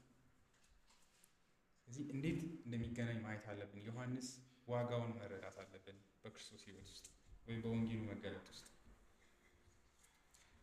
ምን ብሎ ነው የሚጮኸው? ለጌታ መንገድ አቅኑለት እያለ በምድረ በዳ የሚጮህ ድምፅ እኔ ነኝ። ሰው አይደለም የሚለው የሚጮህ ድምፅ እኔ ነኝ። ያስደናቂ ነው። original Messianic context, the statement refers figuratively to preferring the roads to allow for return from the Babylonian exile to Jerusalem. Later on, Isaiah also speaks of the coming servant who will provide an even greater deliverance, which is consummated in the new heaven and the new earth. ይህ በጣም የሚገርም ትርጉም ማለት በተለይ ኢሳያስ 40 መሰረት ኢየሱስን ከተረዳ ነው አስደናቂ ነው ያምናለሁ። ማለትም 40 ላይ ይሄ ትንቢት የሚነገረው አጽናኑ ህዝቤን አጽናኑ ይላል አምላካችሁ። ምን ላይ ያለው? ባቢሎን ምርኮ ላይ ያለው ህዝብ። ከዛ ምን ይላል? ይሄ ድምጽ ይመጣል። ይሄን ድምጽ ተከትሎ አንድ መልካም እረኛ ይመጣል። የመጀመሪያው ከምርኮ ለሚመለሰው ህዝብ ወደ እስራኤል ወደ ተስፋይቱ ምድር ለሚመለሰው ህዝብ መንገዱን ይጠርጋል፣ መጀመሪያ ያስተካክላል። ከዛስ እረኛው ደግሞ አለ፣ እሱ የሚጮህለት እረኛ ብቻ አይደለም አምላክ ነው የሚለው ሾኪንግ ነው። ኢሳይያስ 40 ተመልከቱ። አጽናኑ ህዝቤን አጽናኑ ይላል አምላካችሁ፣ ለኢየሩሳሌም አለዝባችሁ ንገሯት፣ አውጁላት። በባርነት ያገለገለችበት ዘመን አብቅቷል፣ የኃጢአቷም ዋጋ ተከፍሏል። ስለ ኃጢአቷ ሁሉ ከእግዚአብሔር እጅ 2 እጥፍ ተቀብላለች። የሚገርም ወንጌል አይደል? የአዋጅ ነጋሪ ድምፅ እንዲህ ይላል፣ የእግዚአብሔርን መንገድ በምድረ በዳ አዘጋጁ፣ በአምላካችን አውራ ጎዳና በበረሃ አስተካክሉ። ይጮኸ ማለት ነው። እግዚአብሔር እየመጣ ነው እያለ የሚጮህ ድምፅ ማለት ነው። በምድረ በዳ ላለ ህዝብ ነው፣ በምርኮ ላለ ህዝብ ማለት ነው። ሸለቆ ሁሉ ከፍ ይላል፣ ተራራውና ኮረብታው ሁሉ ዝቅ ይላል። ወጣ ገባው ምድር ይስተካከላል፣ ስርጓጉጡ ሜዳ ይሆናል፣ አስቸጋሪ ነገር ሁሉ ይወገዳል ይላል። ይሄ አምላክ ሲመጣ ማለት ነው። ስለዚህ ንገሯት እንደዛ ብላችሁ ይላል። ይሄ ሁሉ ጉስቁልና ያበቃል አይደለ? ሸለቆም የችግር ምልክት ነው፣ ተራራም የሚከልልና ነገሮችን እንዳታደርጉ የሚያደርግ ነው። ኮረብታዎችም እንደዛው ሁሉ ዝቅ ይላሉ፣ ሁሉ ነገር ደህና ይሆናል። ሸለቆ ወደ ታች አትወርዱም፣ ይሞላል። ተራራ ወደ ላይ አትወጡም፣ ዝቅ ይላል። ወጣ ገባው ምድር ሁሉ ይስተካከልና ምን ይሆናል? ሜዳ ከሆነ በኋላ የእግዚአብሔር ክብር ይገለጣል። ሰው ሁሉ በአንድነት ያየዋል። የእግዚአብሔር አፍ ተናግሯል። የምር ይሄ ይሆናል። ዮሐንስ ወንጌሉ ላይ የሚያስረዳን ነው አይደል? የእግዚአብሔር ክብር በክርስቶስ በኩል በመስቀል ላይ በታላቅ ክብር ሲገለጥ ነው ታሪክ የሚያበቃው። አንዳች በእግዚአብሔርና በእኛ መካከል እንቅፋት የሆነ ነገር ጠፍቶ ማለት ነው። ኃጢአታችን ተወስዶ የእግዚአብሔር ክብር በሙሉ ታይቶ ያበቃል ታሪኩ። እግዚአብሔር በመስቀሉ ላይ ታይቶ ነው ታሪኩ የሚያበቃው። ስለዚህ ዮሐንስ ያንን ታላቅ ምስራች በምርኮ ላለ። ይሄ ደግሞ አስደናቂ ነገሩ ደግሞ እነዚህ ሰዎች በእስራኤል ምድር ነው ያሉት። በእስራኤል ምድር ላይ ላሉ ሰዎች መጥቶ ከምርኮት ነፃ ትወጣላችሁ ብሎ ነው የሚናገረው። ምንድነው ታዲያ እሱ? ዓለምን በምርኮ እንዳለች ነው፣ በኃጢአት የተያዘ ዓለምን በጨለማ ስም ዓለም የሚያድን አዳኝ ማለት ነው። እና ይሄ ዓለምን እንደ ተስፋ ምድር አይደለም መጽሐፍ ቅዱስ የሚስለው ማለት ነው። ጌታ ኢየሱስ እኛን አሁን አድኖናል፣ ወደዛ እየወሰደን ነው አይደለ? ታሪኩ እንደዛ ነው። ዮሐንስ ወንጌል እረኛ ነው ይላል። እረኛ ነው ምክንያቱም ኢሚዲየትሊ ምንድነው የሚለው? ድምፅም ጩህ አለኝ፣ እኔም ምን ብዬ ልጩህ አለው? ሰው ሁሉ እንደ ሳር ክብሩም ሁሉ እንደ ሜዳ አበባ ነው። ሳሩ ይደርቃል፣ አበባውም ይረግፋል፣ የእግዚአብሔር እስትንፋስ ነፍሶበታልና ሕዝቡ በእርግጥ ሳር ነው። ሳሩ ይደርቃል፣ አበባውም ይረግፋል፣ የአምላካችን ቃል ግን ለዘላለም ጸንቶ ይኖራል። አንተ ለጽዮን የምስራችን የምትነግር ከፍ ወዳለው ተራራ ውጣ። አንተ ለኢየሩሳሌም ብስራት የምትነግር ድምፅህን ከፍ አድርገህ ጩህ። የወንጌል ስብከታችን ይሄ ነው። ይህም ደግሞ ለእስራኤልም የተበሰረላት ነው። ዮሐንስም እያደረገ ያለው እሱ ነው። ከፍ አድርገው አትፍራ፣ ለይሁዳም ከተሞች እነሆ አምላካችሁ በል ይላል። and what we will read ከሰዓት ምናየው behold the lamb of God ይላል። እግዚአብሔርን እዩት ነው የሚለው። ዮሐንስ ይሄን ቃል ነው የሚወስደው። አሜዚንግ አይደል? እና ምንድነው ግን የሚያደርግላችሁ ደስ የሚለን ለምንድን ነው ካላችሁ ይሄ ነው። ቁጥር 10 እነሆ ልዑል እግዚአብሔር በኃይል ይመጣል። እግዚአብሔር ይመጣል። ከዛስ ክንድ ስለ እርሱ ይገዛል። እነሆ ዋጋው ከእርሱ ጋር ነው፣ የሚከፍለውን ብድራት አብሮታል። መንጋውን እንደ እረኛ ያሰማራል፣ ጠቦቶችን በክንፉ ይሰበስባል፣ በእቅፉም ይይዛቸዋል፣ የሚያጠቡትንም በጥንቃቄ ይመራል። ከምርኮ ይዟቸው እንዲህ ነው የሚመለሰው። the shepherd ዮሐንስ ይህን እረኛ ሊያስተዋውቅ የተገለጠ ሁለት እግዚአብሔር እዚህ ውስጥ ምንድን ነው የምናገኘው ካላችሁ አንድ በምርኮ ምድር እንዳለችው እስራኤል ቤተክርስቲያን የእግዚአብሔር ሕዝብ እንዳለ ክርስቶስ እግዚአብሔር እንደሆነ ምንድነው የሚያደርግልን የእግዚአብሔር ክብርን ያሳየናል ፍጹም በሆነ መንገድ በራሱ በኩል እሱ ራሱ እግዚአብሔር ነው ከዛ ደግሞ ይጠብቀናል በጎቹን ሰብስቦ ወደ ላይኛይቱ ፍጹም ወደ ሆነች ዓለም ይወስደናል ስለዚህ ይሄ ዓለም አንዳች እንደ ምድረ በዳ ቢሆንብን ልንገረም አይገባም ደግሞ ነው ልክ በምርኮ ምድር ላይ የመኖር ያህል ክርስቲያን መሆን ምክንያቱም ይህ ዓለም ያለበት እውነታ እሱ ስለሆነ ማለት ክርስቲያን ባትሆኑም ዓለም እንደዚህ ናት እኛ ግን የሚለየን የዘላለም ህይወት ተስፋ አለን ህይወት ተስፋ አለን ከዚህ ምርኮ ከዚህ ባርነት ከዚህ ስቃይ ከዚህ ሀዘን ከዚህ ስብራት ጌታ ኢየሱስ አሁን ተስፋ ሰጥቶናል ደግሞ በጣም ጎበዝ መልካም እረኛ ነው እግዚአብሔር ክንዶቹ የእግዚአብሔር ክንድ ናቸው በትክክል የሚለውም ስለ አይደል ማንም ከእጆቼ አይወስዳችሁ እኔ እጠብቃችኋለሁ በእጄ ይዛችኋለሁ ይህ ታላቅ የምስራች ወንጌል ነው ከዛ እንዳያችሁት ምንድነው ከላይ ደግሞ ኃጢአታችንን የሚያስወግድ ለኢየሩሳሌም አለዝባችሁ ነገሯት አውጁላት ምን ብላችሁ በባርነት ያገለገልሽበት ዘመን ይበቃልሻል የኃጢአትሽ ዋጋ ተከፍሏል ወንጌሉ እሱ አይደል ስለዚህ በዚህ ስኬት ውስጥ ካየን ጌታ ኢየሱስን በትክክል መረዳት እንችላለን በቅዱሳት መጽሐፍት መሰረት እኛ ኢየሱስ ያደርግልናል በምንለው መንገድ ሳይሆን ኢሳይያስ መጽሐፍ እንደሚናገረው መጥምቁ ዮሐንስ በሚያሳየን ጩኸት ውስጥ ካየነው ጌታ ኢየሱስን ማለት ነው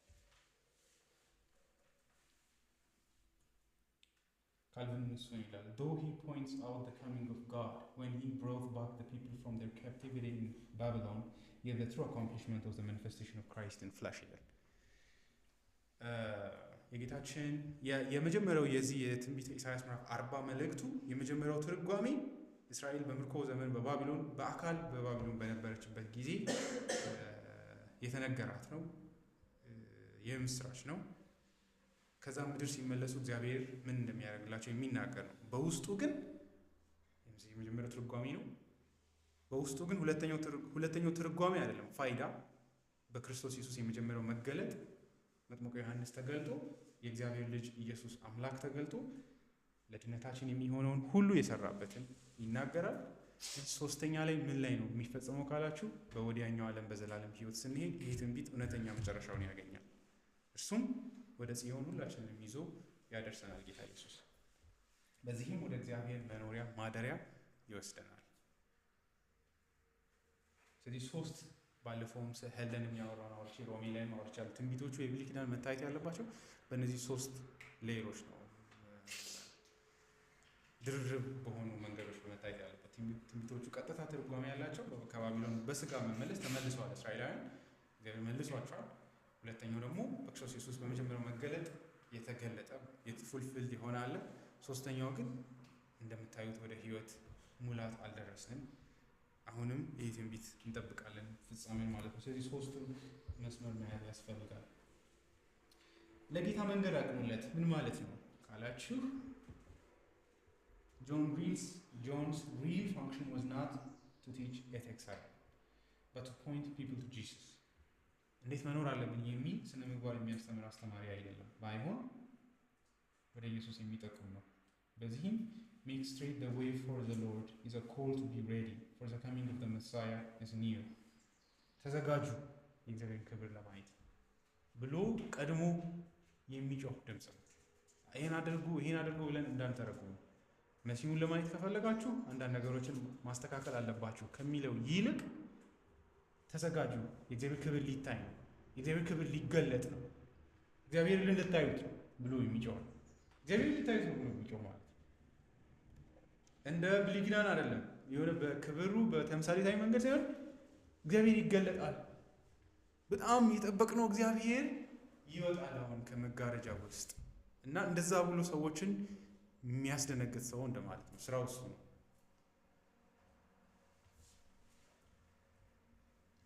ምሳሌ የተወሰደው ከምንድነው ካላችሁ the imagery is that of a preparing roadway by clearing away the obstacles መንገድ ላይ የሚያደናቅፉ ነገሮችን እያነሳ ከኋላ ለሚመጣ አካል ነገሮችን የሚያስተካክል የክርስቶስ ኢየሱስ ወንጌል የክርስቶስ ክብር በትክክል እንዲታይ እንቅፋት ሊሆኑ የሚችሉ ነገሮችን የሚያደላድል አይነት ሰው አደላድሎ አሉ።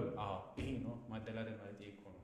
እኔ መሲህ አይደለሁም፣ እሱ ነው እንዲህ ነው፣ የእግዚአብሔር ልጅ ነው፣ ኃጢአትን ያለምን ኃጢአት የሚያስወግድ በግ ነው ይላል። እነዚህ ምስክርነቶችን ይወስዳቸዋል። መንፈስ ቅዱስን ሙሉ በሙሉ ለእግዚአብሔር ሕዝብ የሚሰጥ መሲህ ነው ብሎ ያደላድላል። ኢየሱስን በተዛባ መንገድ እንዳይተረጎም ማለት ነው።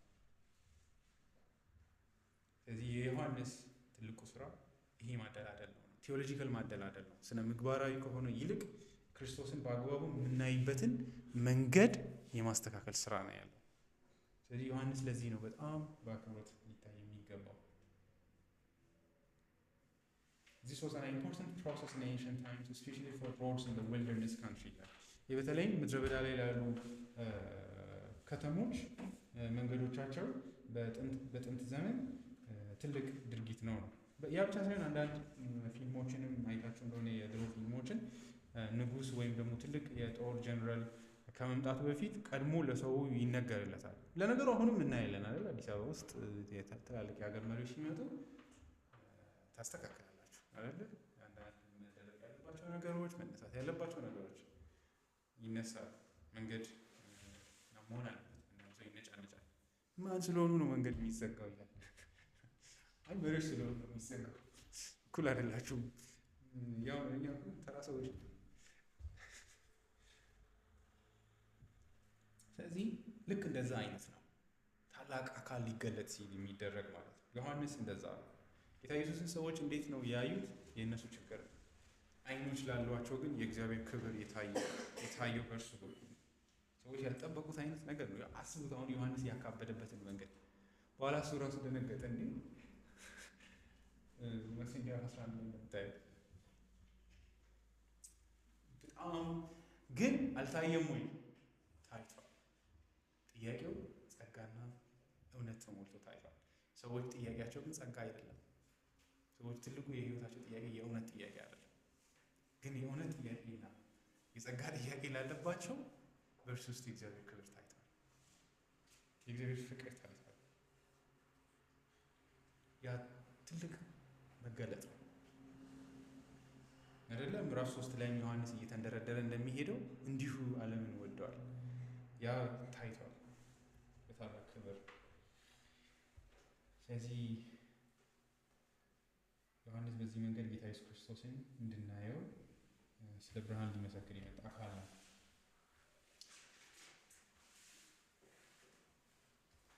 ስለዚህ ኢየሱስ ያን የተነገረው ኢሳይያስ ምዕራፍ 40 ላይ ያለው ታላቁ መሲህ ነው፣ ታላቁ ያህዌ ነው ማለት ነው። የሚጮህ ድምፅ እኔ ነኝ ይላል። ምን ማለት ነው? የሚጮህ ሰው ነኝ ራሱ አይልም። ቮይስ ነኝ፣ ድምፅ ብቻ ነኝ የሚለው ካልምን ለምንድን ነው ድምፅ ብቻ ነኝ ቮይስ የሚለውን ከወሰዳችሁ በጩኸት ነው የሚያወራው፣ በብዙ ጩኸት ማለት ነው። በጣም ግልጽ በሆነ መንገድ ማለት ነው። ነገር ግን ምሳሌያዊ በሆነ መንገድም እየተጠቀመ ነው። እሱም ምንድን ነው ካላችሁ ዮሐንስ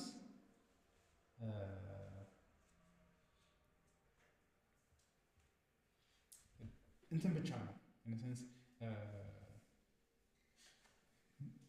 ትንቢት የለውም። ባይሆን ወደ አንድ አካል ብቻ ሂዱ እያለ ይጮሃል። እራሱ እውነት ይሄ ነው፣ ብርሃን ይሄ ነው፣ ጸጋ ይሄ ነው አይልም። ጩኸት ብቻ ነው የሚጮኸው። ጩኸቱም የእግዚአብሔር ልጅ ሊመጣ ነው የሚል ጩኸት። ሜሴጆች የሉትም። የእግዚአብሔር ልጅ ይሄ ነው፣ እሱ ውስጥ ይሄን መፈለግ አለባችሁ፣ ሂዱ፣ እሱ ጋር ሁሉም ታገኛላችሁ እያለ ይጮሃል። በዚህ ረገድ ነው ድምፅ የተባለ።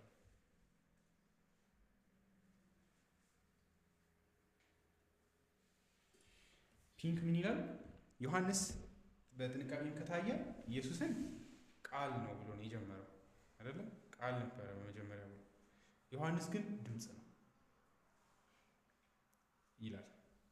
ደስ ይላል። አይ ቲንክ አይደለም? ድምፅ ውስጥ ምንም የለም። ጆሮ ትሰጣላችሁ እንጂ ድምፅ ትርጉም ከሌለው ጩኸት ብቻ ነው። ያን ድምፅ ለመስማት ብላችሁ ጆሮአችሁን ስታስተካክሉ የምትሰሙት ያው ኮንተንት ግን ያው ውስጡ ያለው መልእክት ጌታ ኢየሱስ ክርስቶስ ነው። በዚህ ረገድ ዮሐንስ ራሱ ቃል አይደለም፣ መልእክት አይደለም፣ ወይ ደግሞ መገለጥ አይደለም። ያ ድምፅ የመጣበት መንገድ ብቻ ነው። የድምፅና የቃል ልዩነት እሱ ስለሆነ ማለት ነው። ምድረ በዳ ቅድም ብዬ ነው ያለፍኩት። በአይሁዳውያን ትርጉም ደግሞ ምንድን ነው ካላችሁ አይሁዳውያን ያሉበት ሁኔታ ልክ በምርኮ ምድር እንዳለው ምድረ በዳ ሆና ነው ያለችው። ከመንፈሳዊ ሕይወት አንጻር ይላል ካልቪንም ፒንክም እሱ ነው የሚሉት እና ትክክልም ናቸው። ላይክ ያንን ምሳሌ እንዲሸከምለት ነው ምድረ በዳ ላይ ሆኖ የሚጮኸው። ደግሞ ጩኸቱም እንደዛ የሚሰማው በሌለበት የሚጮህ ሰው አይደለም። ምድረ በዳ ላይ ምንድነው የምታደርገው? ልክ በምድረ በዳ እና የመጮህ ጩኸት ፒንክ ከዚህ ላይ ይነሳና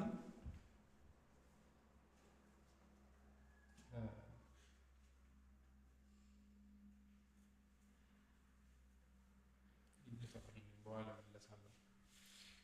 ስለዚህ አይሁዳውያን ያሉበት ሁኔታ ምድረ በዳነት ምንድን ነው ካላችሁ በአይሁዳዊነት ሃይማኖት እሱም በፈሪሳዊነት በሕግ ድነት እንዳለ ይመስል የተያዘ ሃይማኖት የእግዚአብሔር መንፈስ እና እውነት የሌለበት ሃይማኖተኝነት የሞላው መንፈሳዊ ሁኔታ ላይ እንደነበሩ የሚያሳይ ነው።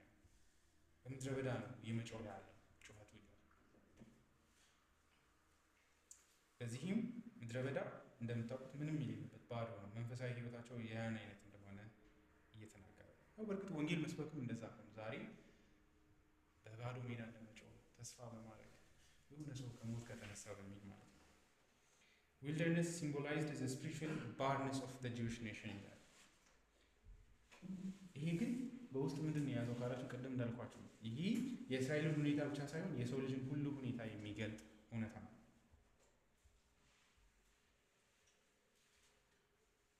እዚህ አሁን ዓለም ያለችበት ሁኔታ ዛሬ እንደዛ ነው።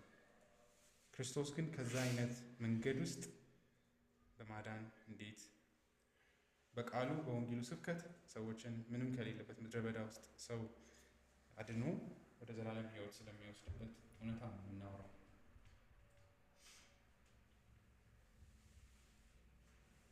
ቁጥር 24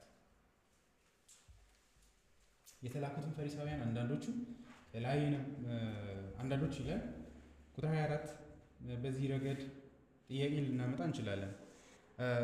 ሌዋውያንና ካህናት የላኳቸው ሰዎች ጥያቄ ጨርሰው ሲሄዱ ነው ፈሪሳውያን መጥተው የጠየቋቸው ወይስ ማለትም በሌላ ቀን መጥተው ነው የጠየቋቸው ወይስ እዛው አንድ ላይ ነበሩ የሚል ጥያቄ ማለት ነው። ማለትም ከተላኩት ሰዎች መካከል ፈሪሳውያንም ነበሩ ነው። እንግሊዝኛው ላይ ክሊር አይደለም አይ ቲንክ ወይ ግሪኩ ላይ ለዛ አንዳንዶቹ ከተላኩ ሰዎች መካከል አንዳንድ ፈሪሳውያን ነበሩ። ከዛ ፈሪሳውያኑ ይህን ጥያቄ ያነሱ እያለ ነው። ካልሆነ ደግሞ ምንድን ነው ከተባለ አንድ ነገር ግን ግልጽ ነው፣ አንድ ላይ ነበሩ። ምክንያቱም ቁጥር 25 ላይ የሚጠይቁትን ጥያቄ ካያችሁ ቁጥር 23 ላይ ዮሐንስ በመለሰው መልስ ላይ የተመሰረተ ነው። ክርስቶስ አይደለሁም ብልሃል፣ ኤልያስ አይደለሁም ብልሃል፣ ነቢይ አይደለሁም ብልሃል፣ ታዲያ ለምንድን ነው የምታጠምቀው ብሎ ነው ፎሎ አፕ ኮስችን ነው የጠየቁት፣ አስከትለው ነው የጠየቁት። ስለዚህ ይሄ ልንተረጉም የምንችለው መልሱን የእነዚህን ሰዎች ወስደው እንደዚህ ብለህ መልሰሃል ብለው ደግሞ በነጋታው መጥቶ ትናንት እንደዚህ ብለህ መልሰሃል እያሉት ነው ብለን ልንተረጉም እንችላለን። ግን እውነተኛ ቀላሉ ትርጉም ብዬ ማስበው እዛው ነበሩ። መልሱን ሲሰሙ ቆይ እንደዛ ከሆነ ለምንድን ነው ይህን የምታደርገው ብሎ አስከትለው ጠይቀዋል ብለን ማየት እንችላለን። ታዲያ ክርስቶስ ወይም ኤልያስ ወይም ነቢዩ ካልሆነ ለምን ታጠምቃለህ ብለው ጠየቁት። ይህ ጥያቄ ግን መጠየቅ አለበት ወይ? ምክንያቱም ለምንድን ነው ቁጥር 23 ላይ የመለሰውን መልስ በትክክል የማያዩት? እኔ የሚጮህ ሰው ድምፅ ነኝ ብሏል። እንደሚጮህ ሰው ድምፅ መብት አለው ወይ የለውም ብለው ከመጠየቅ አሁንም ያን መልስ ትቶ ለምንድን ነው የምታጠምቀው እነዚህን ሶስቱን ካልሆነ? ምክንያቱም ሶስቱን ውስጥ ካሌለ ማጥመቅ አትችልም የሚል ጥያቄ ነው እየጠየቁ ያሉት። ግን ድምፁስ ያ ቦታ የለውም ወይ? ያ ጥያቄ መመለስ ነበረበት። ግን ዮሐንስ አሁንም ጥያቄውን ለመመለስ ይሄዳል።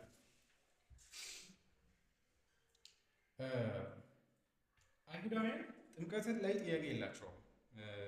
ለዚህ ማለትም ማን ነው የሚያጠምቀው የሚለው ነው የሚያሳስባቸው እንጂ ኤልያስ ወይም ክርስቶስ ወይም ነቢዩ ከሆነ ያ መጥቶ ከሆነ ተገልጦ ቢያጠምቃቸው ችግር የለም። ሌላ ሰው ግን እንዲያጠምቁ አይፈቅዱም። ይሄ መነሻ ምክንያታቸው ምንድን ነው ሲባል ሕዝቅኤል ምዕራፍ 36 25 ዘካርያስ 13 አንድ ላይ ከውሃ ጋር የተያያዙ ንግግሮች አሉ። ስለዚህ ያን ይዙና ወይ መሲሁ ወይ ኤልያስ ወይ ነቢዩ ሲመጣ ሊያጠምቋቸው እንደሚችሉ ለዚህ ይፈቅዱላቸዋል። ለሌላ ሰው ግን በፍጹም። ስለዚህ ለዮሐንስ ከነዚህ ሶስት ውስጥ ካልሆንክ በምን ስልጣን ነው እያጠመቅ ያለኸው የሚል ጥያቄ ነው እያቀረበ ያሉት። ስለዚህ የማጥመቅ ጥያቄ አይደለም ያለባቸው፣ ግን አንተ ከሶስቱ አንዱ መሆን አለብህ ለማጥመቅ ነው። ስለዚህ ኦልሬዲ የሚያስቡት ይህን ሶስቱን ብቻ እንደሆኑ እናያለን። ካልቪን ለምንድን ነው ያንን የሚያስቡት ካላችሁ፣ አንድ ለመሳያ መሲሁ ከሆንክ ሁሉ ስልጣን ያለው ስለሆነ ማድረግ ይችላል፣ እንፈቅድለታለን። ምንም ካደረገ እንታዘዘዋለን። ኤልያስ ከሆነ አሁን ያለንበትን ችግር ወደ ልዕልናችንና ወደዛ ክብር ስለሚመልሰን ስራውን እሱ ስለሆነ ደስ ይለናል። ካልቪን ነቢያቶች የሚለው ላይ ግን ነቢያቶች ሊሆኑ ከነቢያቶች መካከል አንዱ ሊሆን እንደሚችል አስቦ ነው የሚናገር። እኔ ግን ነቢዩ የዘሌዋውያኑ ነው ብዬ ነው የምወስደው የሙሴ። The prophets of God, they readily grant our right to discharge the office committed to them. They conclude therefore that for John to baptize is an unlawful novelty, since he has received from God no public station. ስለዚህ በውስጡ የተሸከመው ጥያቄ አንተ እነዚህ ሶስቱንም ስላልሆንክ ፈጠራ ነው እያልክ ያለኸው ሃይማኖታዊ ዝም ብለህ ራስህ የፈጠርከውን ጥምቀት አምጥተህ እያጠመቅህ ነው። ምክንያቱም ምንም ስልጣን ይህንን የማድረግ የለህም። እኛ ደግሞ ስለዚህ ትንቢት የለንም ማድረግ እንደምትችል የሚናገር ምንም የመጽሐፍ ቅዱሳዊ ማስረጃና ግልጽ የሆነ ነገር የለም። ስለዚህ ውስጡ የተሸከመው ጥያቄ ይሄ ነው። ስለዚህ ዝም ብለህ ራስህ የፈጠርከው ነገር ነው። ምክንያቱም ይህን ካልሆንክ ማለት ነው። ስለዚህ ይህን ስልጣን ኬትም ለማጥመቅ ነው ያገኘው። ሌላው ጥያቄ እዚህ ውስጥ የሚያናዳቸው ይህንን ጥያቄ የተሸከመው ነገር ምን ይላሉ? ታሪካዊ በሆነ አይን ከታየ አይሁዳውያን አንዳንድ አሕዛቦችን በጥምቀት ከርኩሳታቸው ነስተው ወደ እስራኤል ሕዝብ እንዲቀላቀል ያረጉ እንደነበረ ይናገራል። ከዛ ግን ምን ይላል? አሁን ግን ዮሐንስ ሁለቱን ነው የቀላቀለው፣ አሕዛቦችም አይሁዶችም ኑ ብሎ ማለት ነው። ይሄ ራሱ ጥያቄ ያስነሳል። እሱ አሕዛቦች አይሁዶችን ራሱ እርኩስ ናችሁ እያለ ነው ማለት ነው። ደግሞ ይላል በድፍረት አይደለ? እናንተ የእፉኝት ልጆች ማቴዎስ ወንጌል ላይ ከሚመጣው ቁጣ እንድትድኑ ማን ነገራችሁ? አባታችን አብርሃም አለን አትበሉ፣ እግዚአብሔር ከእነዚህ ድንጋዮች መካከል ልጆችን እንዲያስነሳ እነግራችኋለሁ ይላል። እና በድፍረትም ይላል ኃጢአተኞች ናቸው። እነሱ ቅድም እንዳያችሁት ለእነሱ ግን ይሄ ማይሆን ነገር ነው። ምክንያቱም እነሱ ችግር የለባቸውም። ቅድም እንዳያችሁት ሚልኪያስ ላይ የመጨረሻው ትንቢት ላይም እንዳያችሁት ኤልያስ ሲመጣ እናንተን ያድናል ወይ እናንተን ንስሐ ግቡ ይላል አይደለም የሚለው ትንቢቱ። ለእናንተ እግዚአብሔርን ለምትፈሩ የጽድቅ ፀሐይ ትወጣላችኋለች። አይሁዳውያን ደግሞ ራሳቸውን ነው የሚለው የሚያስቡት። አሕዛብ ሁሉ እግዚአብሔርን አይፈሩ፣ እኛ ግን እንፈራለን። ስለዚህ የጽድቅ ፀሐይ ለእኛ ትወጣላችኋለች፣ እነሱ ግን የእግዚአብሔር ፍርድ ይሆንባቸዋል። ስለዚህ መጠመቅ አለባቸው እነሱ ነው እንጂ እኛ ምን ስላደረግን ነው? ምክንያቱም እኛ ችግር የለብንም። ዮሐንስ ወንጌል ላይ ደግሞ ያንን ይዘንን ማየት እንችላለን። እኛ የአብርሃም ልጆች ነን፣ እኛ አንዳች ባዕድ የሆነ ዘር ያልገባብን ንጹህ ሰዎች ነን ይላሉ። ዮሐንስ 8 ላይ እንደምታዩት ማለት ነው። እኛ ንጹህ ሰዎች ነን፣ ደማችን ንጹህ ነው። ምክንያቱም በአመንዝራ የተወለድን። ያ አመንዝራ ሲሉ ብዙ ጊዜ እንደምናስበው እኛ ሎፉል በሆነ ህጋዊ በሆነ ጋብቻ የተወለድ ነው እያሉ አይደለም። እያሉ ያሉት አሕዛብ አይደለንም እያሉ የእኛ የዘር ሀረጋችን አብርሃም ጋር ሄዶ የሚሰካ ነው። ማን ላይ የተቀላቀለ የለም። ስለዚህ ኃጢአት የለብንም። ለእነሱ የኃጢአት እውነተኛ ትርጓሜ ጠፍቶባቸዋል አይደለም። ደሙ ንጹህ ከሆነ ኃጢአት ውስጣቸው አይገባም።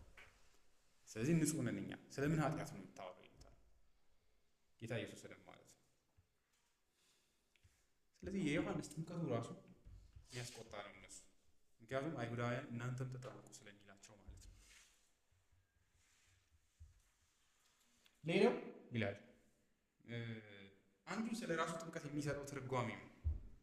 አንድ የንስሐ ጥምቀት ነው የሚላቸው፣ ያ ያናዳሻል ቅድም እንዳልኩት። ከዛ ደግሞ የፍርድም እየመጣ እንደሆነ ይናገራል። ደግሞ እውነቱን ለመናገር መጥቷል። ምክንያቱም በክርስቶስ ወንጌል አለመዳን አብቅቶላቸዋል፣ አላወቁም እንጂ። ስለዚህ ዮሐንስን እየጠየቀው ያሉት ምንድን ነው ካላችሁ፣ ለምን ታጠምቃለህ በሚለው ካልቪን እንደዚህ ይላል። This is the reason why they raise a question about his baptism. ስለ ጥምቀቱ ዮሐንስ ላይ ጥያቄ የሚያስነሱበት ምክንያት ይሄ ነው። ምክንያቱም ordinary ministers would have been satisfied with any kind of answer, but those men because they cannot draw from John what they desired, accuse him of rashness for venturing to introduce a new religious observance.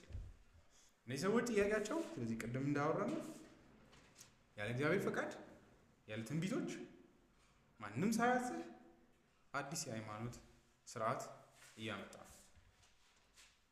እኛ የጥምቀት አያስፈልገንም የሚልም ውስጡ አለ። በዚህም አገልግሎቱንም ጭምር ከእግዚአብሔር እንዳልሆነ እንደመክሰስ ነው። ቁጥር 6 ዮሐንስም እንዲህ ብሎ መለሰላቸው፣ እኔ በውሃ አጠምቃለሁ፣ እናንተ የማታውቁት ግን በመካከላችሁ ቆሞ። በዚህ መልስ ጥያቄ ሆኖ የሚነሳ ለምንድን ነው ዮሐንስ እንዲህ ብሎ የመለሰው ብለን ማንሳት አለብን። ምክንያቱም ጥያቄውንና መልሱን አንድ ላይ ማየት አለብን። ጥያቄው ለምን ነው የምታጠምቀው ነው። መልሱ እኔ የማጠምቀው ለዚህ ምክንያት ነው የሚል መልስ ነው መስማት ያለብን አይደል? መሆን ያለበት መልስ እንደዛ ነው። ማጠምቀው እግዚአብሔር ስልጣን ስለሰጠኝ ነው፣ ወይ ደግሞ በቃ ቅድም ብያቸዋለሁ እኮ የሚጮህ ድምፅ ነኝ፣ ስለዚህ እግዚአብሔር ይህንን እንዳረግ ነግሮኛል ሊል ይችላል። እውነቱን ለመናገር ይላል ከታች አይታችሁ ከሆነ ወደ ቁጥር 33 ላይ ይሄድና እግዚአብሔር ነው ያለኝ ይላል በግልጽ። ከዚያም ዮሐንስ እንዲህ ብሎ መሰከረ፣ ምስክርነቱን ሰጠ። መንፈስ እንደ ርግብ ከሰማይ ወርዶ በእርሱ ላይ ሲያርፍ አየሁ። በውሃ እንዳጠምቅ የላከኝም በመንፈስ ቅዱስ የሚያጠምቀው መንፈስ ሲወርድና በእርሱ ላይ ሲያርፍ የምታየው እርሱ ነው ብሎ እስከ ነገረኝ ድረስ እኔ አላወቅሁትም ነበር ይላል። ሁለቱንም የነገረኝ እግዚአብሔር ነው ይላል። እንዳጠምቅ የላከኝ ራሱ አካል ደግሞ ተመልከት፣ መንፈስ በእርሱ ላይ የሚወርድበትን አካል በደንብ እሱ ነው መሲሁ ብሎ ነገረኝ ይላል። ስለዚህ እየወሰደ ያለው ስልጣን እውነቱን ለመናገር ከጠየቃችሁት አዎ እግዚአብሔር ስልጣን ስለሰጠኝ ነው ይላል። ግን መሀል ላይ ምን አደረገው? ጋብ ሰጥቶ ሌሎች ነገሮችን ያወራል። በዛ ውስጥ ግን መልሶቹ ምንድን ናቸው ወይ ደግሞ ምንን እያሰበ ነው የሚል ጥያቄ ማለት ነው። ስለዚህ መልሱ ለዚህ ጥያቄው ቁጥር 25 ላይ ያለው ቁጥር 33 ላይ ያለው ውስጥ ማግኘት እንችላለን። ታዲያ ግን መሀል ላይ ይህን ነገር ለምንድን ነው ያስገባው? አንድ እዚህ ጋር ጥንቃቄ መውሰድ ያለብን እኔ በውሃ አጠምቃለሁ ሲል እናንተ እንደምታካብዱት የውሃ ጥምቀቴ ምንም አይደለም ምን እያለ ነው። እነሱ ለምን በውሃ ታጠምቃለህ ሲባል እኔ በውሃ አጠምቃለሁ ከኔ በኋላ የሚመጣው ግን ብሎ ሄደ። በዚህ እያደረገ ያለው ጥምቀቴ ምንም አይደለችም እያለ ነው። እሱም ካለማ አደጋ ነው። ምክንያቱም ነው ጥምቀቱ ትርጉም አለውና።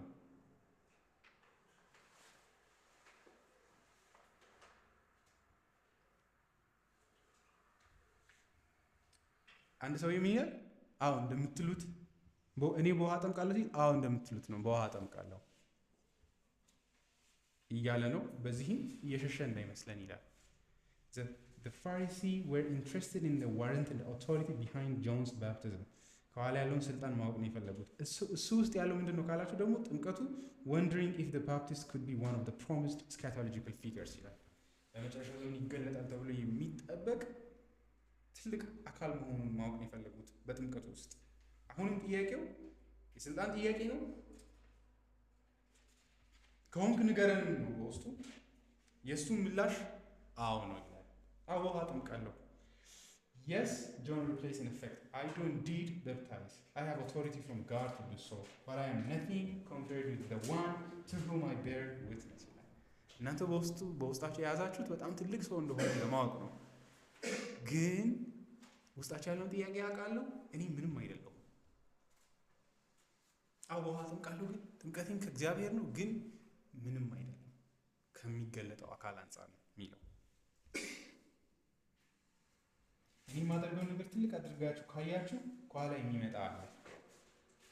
በዚህም ኢየሱስ ክርስቶስ ሊያደርግ ያላቸውን ነገሮች እና ሊፈጽም ያላቸውን ታላላቅ ነገሮችን ከራሱ ድርጊት ጋር እያነጻጸረ ነው። እኔ በውሃ ብቻ ምልክት ብቻ ነው እያደረኩላቸው ያለሁት፣ እሱ ግን ሁሉ በሁሉ ነው እያለ ነው። ከእሱ አንጻር ይህ ምንም ነው።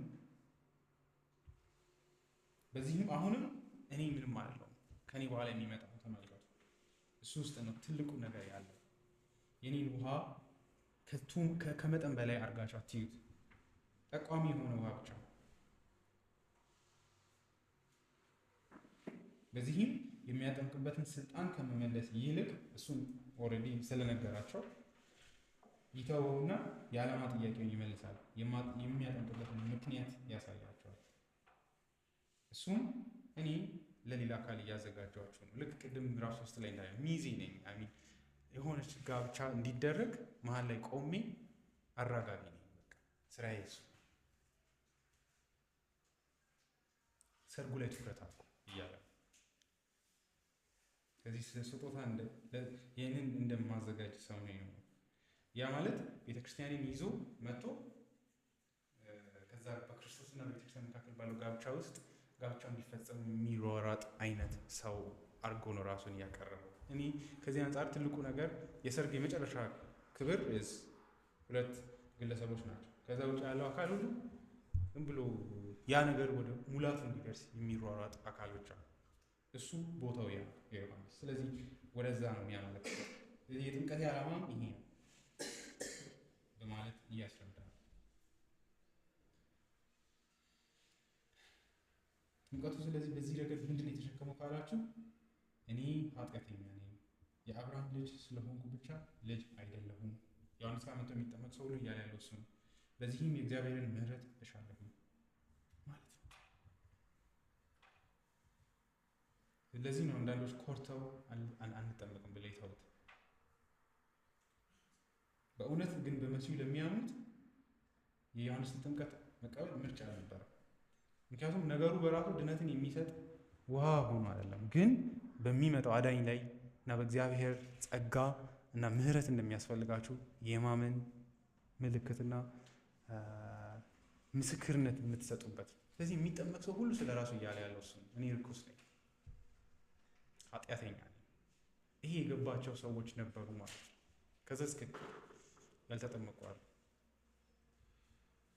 አይሁዳውያን ነው።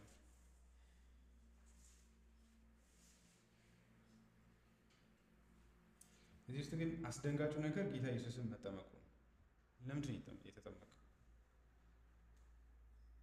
ምትካዊ የሆነ ቦታ ነው ብዬ አስባለሁ። ልክ እንደ ኃጢአተኛ ተቆጥሮ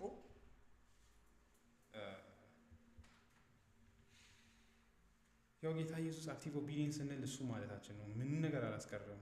እንደ ኃጢአተኛ ተቆጥሯል በመስቀል ላይ ማለት ነው። በህይወቱም የአይነት መልክ አለው።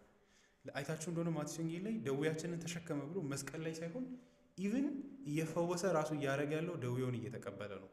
በጣም ሊያስደንቀን ይገባል። ምክንያቱም እያለ ያለው ማቴዎስ የኢሳያስን ትንቢት እንደዛ ሲተረጉም ለምንድን ነው ፈውስን እየሰጣቸው ያለው ካላችሁ፣ እርሱ ለመታመም ነው።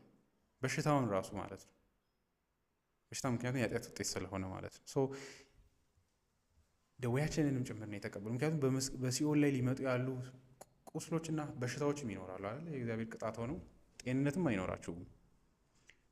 ጌታ ኢየሱስ በዚህ ረገድ በመስቀል ላይ ሁሉንም ህመምና ከኃጢአት ምክንያት የሚመጣን ቅጣቶች ሁሉ ነው የተሸከመው።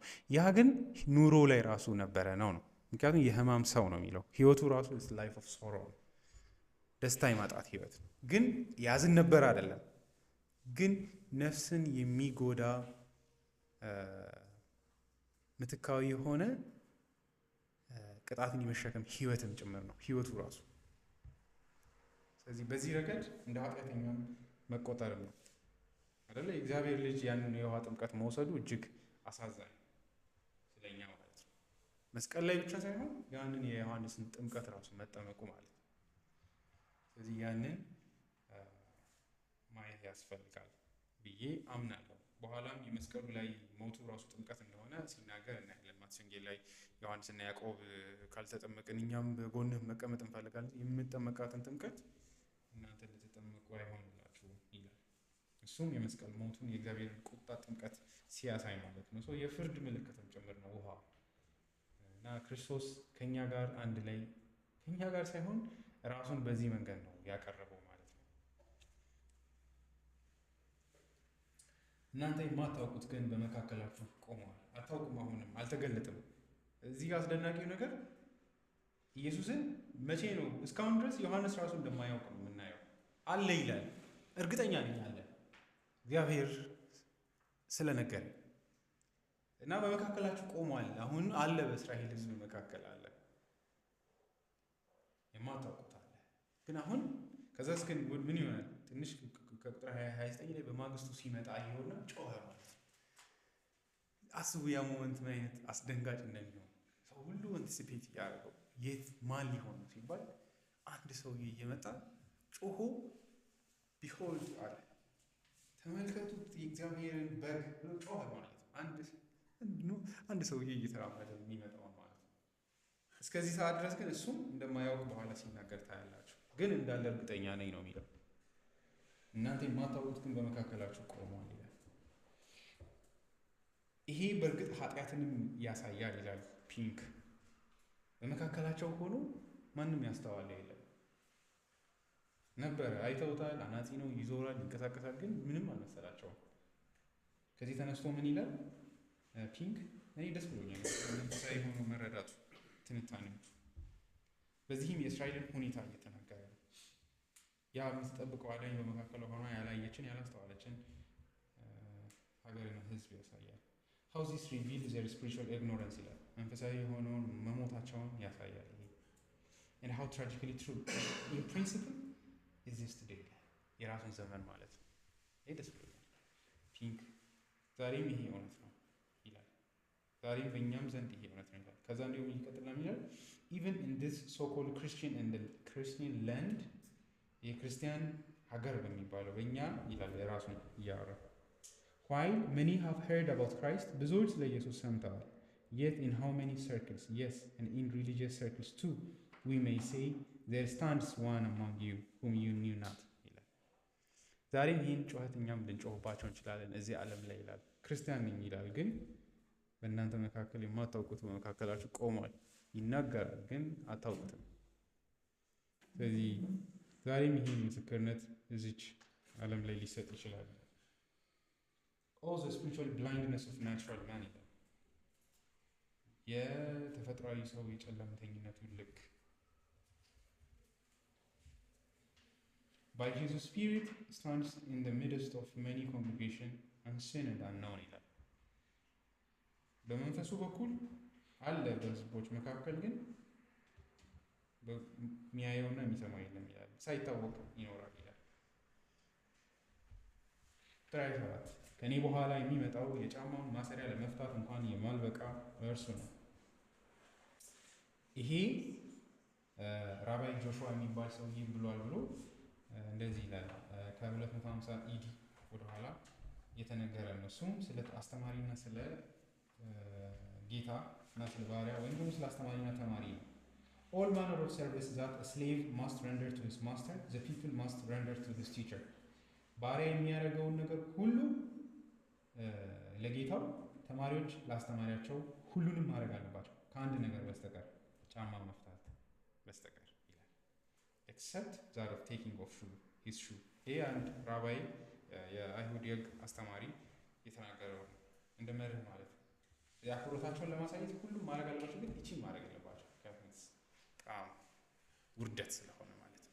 ያው የእኛ ዘመን ችግሩ ውርደትም ክብርም የሚባል ነገር የለም አይደለ? ምንም ሰዎች አያካብዱም ክብርን፣ መከበርን፣ በአክብሮት መወራትን ወይም ማክበርን የለም። እሱ ራሱ ጠፍቷል። ከኃጢአት የተነሳ ነው። ለእነሱ ይህ ትልቅ ውርደት ነው። ለእኛ ምንም ላይ መስለን ይችላል። ዮሐንስ ታዲያ ምን እያደረገ ነው ካላችሁ The Baptist, however, acknowledged that he was unworthy to untie Jesus' shoeless, a task judged too menial even for disciple. This is a telling statement of how great the Baptist considered Jesus to be. ጌታ ኢየሱስን ምን ያህል እንደሚያከብረውና እንደሚያየው አሰልቆ እንደሚያየው ያሳያል። እሱም እጅግ ወራዳ ስራ የሚባለውን ስራ እንኳን እፈታለታለሁ አይደለም የሚለው፣ ለዛ ራሱ ያልተገባው ነኝ እና ፕሊዝ ባካችሁ ውሃ ጥምቀትን ተጠመቁና ወደ እርሱ ሂዱ፣ ምክንያቱም እኔ ምንም ስላልሆንኩ እሱ ሁሉን ነው። እንዲያውም የእሱ ክብር ማሰብ የምትፈልጉ ከሆነ እኔ እጅግ የተዋረደውን ስራ ራሱ እግሩ ስር ተንበርክኬ ጫማዎቹን መፍታት ራሱ አይገባም። በዚህ እሱን ይሄን አይነት ታሪክ ይዛችሁ ስታዩ ነው አይደለ? ያቺ ኃጢአተኛ ሴት ስምዖን የሚላት ኦፍኮርስ ኃጢአተኛ ናት። እግሩ ስር ወድቃ በፀጉሮቿ which is ከባድ ነገር አይደል? ሴት ልጅ እንኳን ፀጉር ወስዳችሁ እግር ላይ ማድረግ አይነካም። ነውር ነው፣ ዲስግሬስም ነው። እያደረገች ያለችው እሱን ነው። እና ይሄ የአማኞች ሁሉ ልብ ነው ለጌታ ኢየሱስ ክርስቶስ ነው። ምክንያቱም ያደረገችው እሱን ስለሆነ አልኮነናትም። ባይ ዘ ወይ ኧረ አንቺ ልጅ አንቺ ሴት እኔን አታካብቺ ተይው ይህንን ነገር አላለበት። ምክንያቱም ዲዘርቭ ስለሚያደርግ ኃጢአቷን አውቃለች። ማንም ደግሞ ገብቷታል። አይዞሽ ልጅ የኔ ልጅ ሂጂ አላት። ምክንያቱም የምድር ሂዝ ጋድ አይደል መለኮት በሰው መካከል ነው ይገባዋል። ደግሞ እና እያደረገች ያለችው ኢትስ ጀስት ክሬዚ ነው የሆነ ነገር ነው። ኢን ሴንስ ጸጉር ማይነካ ነገር ነው። ከዛ ደግሞ በእጅ እንድትይዙ ሳይሆን በእግር ማለት በጣም ወርዶ ያለሽ እግር በጣም የወረደ ነገር ነው አይደል? እሱ ላይ ነው ጸጉሯን ወስዳ ያሳረፈችው። ሽቶ አምጥታ አፈሰሰችው። ከዛ በእንባዋ ነው ደግሞ which is amazing። ኃጢአትን መረዳት በዚህ ልክ ነው ማለት ነው መሆን ያለበት። ኃጢአትን ታውቃለች ነው ያለው።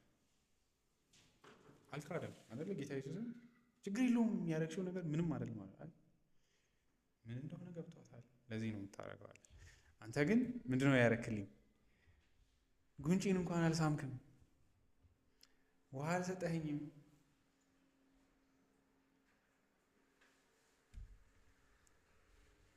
እና ይሄ በቃ ኢየሱስን የማወቅና ያለማወቅ ግን ኦልቲሜትሊ ኃጢአትን የማወቅና ያለማወቅ ውጤት።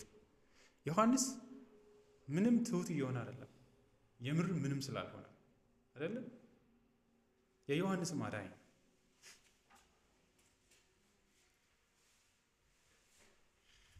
ስለዚህ የሚገርም ንግግር ነው። የክርስቶስን ከዮሐንስ ይልቅ የማንነት ብልጫ ሳይሆን የስጦታ ብልጫ ነው የሚያሳየው። ዮሐንስ የሚሰጠን ምንም ነገር እንደሌለው እየተናገረን ጭምር ነው። ዮሐንስም ነግሮን ነው የጀመረው። እሱ ብርሃን አይደለም፣ ህይወት በእርሱ ውስጥ የለም። ዮሐንስ ውስጥ ህይወት የለም። ዮሐንስ ራሱ ህይወትን የሚያገኘው ከእርሱ ነው፣ ብርሃንን የሚያገኘው ከእርሱ ነው። ስለዚህ በማንነቱም ይበልጠዋል። ምክንያቱም ስለ ማንነት ብልጫው ነግሮናል። ከኔ በፊት ነበር፣ ስለዚህ ከኔ ይልቃል። ስጦታም ካላችሁ እኔ ውሃ ብቻ ነው እያደረኩ አይደለ? እኔ ምልክት የሚሆን ውሃ ብቻ ነው እየሰጣችሁ ያለት። ምንም አይደለም አይደለም የሚለው ትርጉም አለ፣ ግን ምንም ነው ከሱ ስራ አንጻር። ከዛ ደግሞ መለኮት መሆኑንም ያሳያል። ምክንያቱም በዚህ መንገድ ማንንም የማክበር ግዴታ የለብንም። እኔ ጳውሎስንም ባገኘው ምንም አላደርግለትም። እንዴት ነው ወንድም ጳውሎስ ነው የምለው? አክቹዋሊ ማድረገው እሱ ምንም ስላልሆነ አይደለ? ምንድን ነው የምታደርጉት? እንዴት ነው? ከዛ የተለየ ምንም ስላልሆነ ማለት ነው። ማንንም ብናገኝ የተለየ ምንም የምናደርገው ነገር የለም ከእግዚአብሔር ልጅ ከኢየሱስ ክርስቶስ በስተቀር ማለት ነው።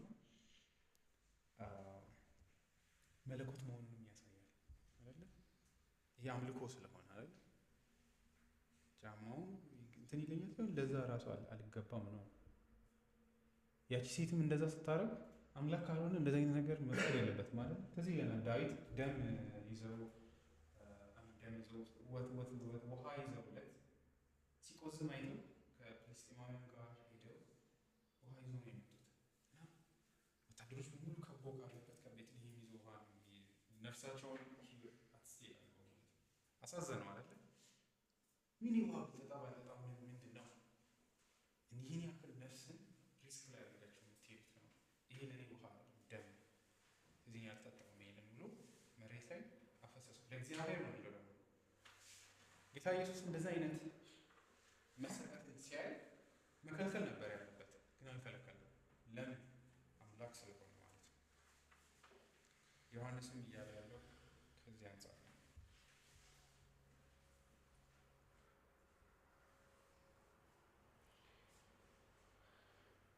ቁጥር 8 ይህ ሁሉ የሆነው ዮሐንስ ሲያጠምቅ በነበረበት ከዮርዳኖስ ማዶ በቢታንያ ነበር። ይህ ቁጥር ምንድን ነው ፋይዳው? ካልቪን apart from the textual evidences which strongly supports Bethany, the things were done in Bethabara. The place is mentioned not only to authenticate the narrative, but also to inform that the answer was given amidst a numerous assembly of people, for there were many who flocked to John's baptism and that this was his ordinary place for baptizing them. ይህንን እየዋሻው አይደለም እያለ ዮሐንስ። ይሄ የምር ሆኗል። የት ነው የሆነው ካላችሁ ከዮርዳኖስ ማዶ በነበረበት በቢታንያ ነው የሆነው። እየዋሻው አይደለም። ዮሐንስ ነው ይህንን ራሱ ነው ያለው። ስለ ራሱም ስለ ኢየሱስ የመሰከረው ምስክርነት ይሄ ነው። ባታምኑስ የራሳችሁ ጉዳይ። እኛም የምንለው እሱ ነው። አንዳንድ ሰው መጥቶ ካላሳመናችሁ መጽሐፍ ቅዱስ የእግዚአብሔር ቃል ነው ለእናንተ ስትል ምን ነው ኃጢአተኛ ሆኖ የጭንቅላት ጥያቄ ለመመለስ መሞከር ፉሊሽነስ ነው። ወንጌል ኦፈር ሲደረግላችሁ ቆይ እኔ ወንጌል አልፈልግም፣ መጀመሪያ የዚህ ነገር እውነተኝነት ማረጋገጥ እፈልጋለሁ። ይሄ የጥጋበኛ ሰው መልስ ነው አይደል? የህይወት እንጀራ ተገኝቷል ሲባል ቆይ እንጀራው ከምንድን ነው የተሰራው? እንደዛ ነው አይደል? ብዙ ሰው የእግዚአብሔር ቃል ካልምን እንዳለው ሲነገር ይታወቃል። ወንጌልም ሲነገር ይታወቃል ለኃጢአተኞች ማለት ነው። ስለዚህ ዮሐንስ ከዚህ በላይ ምን ማለት ያለበት ነገር የለም። በቃ ይህን እውነተኛ ነው እያልክ ያለው ሲያጠምቅበት ነበረበት ከዮርዳኖስ ማዶ በቢታንያ ነበር። የዛኔ ደግሞ እኔ ብቻ አይደለሁም ወይ ጥቂት ሰው ይኸው ከኢየሩሳሌም የመጡ ሰዎች ሰምተዋል። እነዚህ ሁሉ ሰዎች አውቀው ነው የሄዱት። ብዙ ሰው ነው የተጠመቀው። ይሄን እየተናገረ ነው የተጠመቀው ሰው ነው ማይንድ ይሄን እየተናገረ ነው የተጠመቀው። ያ ማለት ንግግሩን አምናችኋል ማለት ነው ከተጠመቃችሁ። ስለዚህ ይሄን ቁጥር 28 ላይ የሚለው ለዛ ነው ይሄ ክስተት የሆነው በዚህ ጊዜ ነው ብሎ እየተናገረ ነው። ካልቪን በዚህም ብዙ ሰው እንዳየው ብዙ ሰው እንደሰማውም እየተናገረ ነው ይላል። ሌላው አንድ ሰው ሁለት ቦታዎች አሉ። ለዛ ነው ማዶ የሚለው ቢታንያ ሁለት ከኢየሩሳሌም ወዲያና ወዲህ አይ ቲንክ አይነት ሁለት ቦታዎች አሉ። ለዛ ነው ይሄኛው ማዶ ያለው ቢታንያ ብሎ የሚጠቅሰው ያለ። ከዛ ሌላ ግን አንድ ሰው ቴዎሎጂካሊ ምን ብሎ ያስረዳል? ይሄ የጌታ ኢየሱስ ክርስቶስን ጂኦግራፊካል የሆነን ማለትም ቦታዎቹን ሁሉ እስራኤል ውስጥ ያሉትን ያካለለ መሆኑን ያሳያል። በዚህም መሲህነቱ ለአንድ ቦታ ለቤተልሔም ወይም ለኢየሩሳሌም ሳይሆን ለጠፉ ለእስራኤል በጎች በሙሉ ወንጌሉን ዞሮ እንዳዳረሰም ያሳየናል። What begins as a public witness is the north ends in a public crucifixion in the south, Judea, Samaria, Galilee, and now the Transjordan, of which Bethany was a part. All the regions of the promised land are mentioned, for Jesus was not original Messiah, the parochial preacher, but the true Israel. Subtle writer that he is, John's geographical note in this verse anticipates and links major themes in his gospel. ይሄ መሲህ ለሆነ አካባቢ የመጣ ሳይሆን ለእስራኤል ሕዝብ ሁሉ የመጣ መሲህ ነው። ለዚህም ነው ዞሮ ሁሉንም ቦታዎች ያካለለው። ዮሐንስ እሱንም እያወራ ነው በማለት ይናገራል። ካልቪን ግን በሚያምር መንገድ ይህንንም አስበን ልንዘጋው እንችላለን። እኔ መጀመሪያው ወድጀዋለሁ። ዮሐንስ ይሄ ነገር ውሸት አይደለም ቢታንያ ላይ በተነበረ ጊዜ የተፈጸመ ነው ብሎ ትቶታል ብዬ አስባለሁ። ካልቪን ይሄ ሰውዬ እንደዚህ ይላል። ካልቪን ደግሞ ይሄ ነገር የኢያሱን ታሪክም ሊያስታውሰን ይችላል።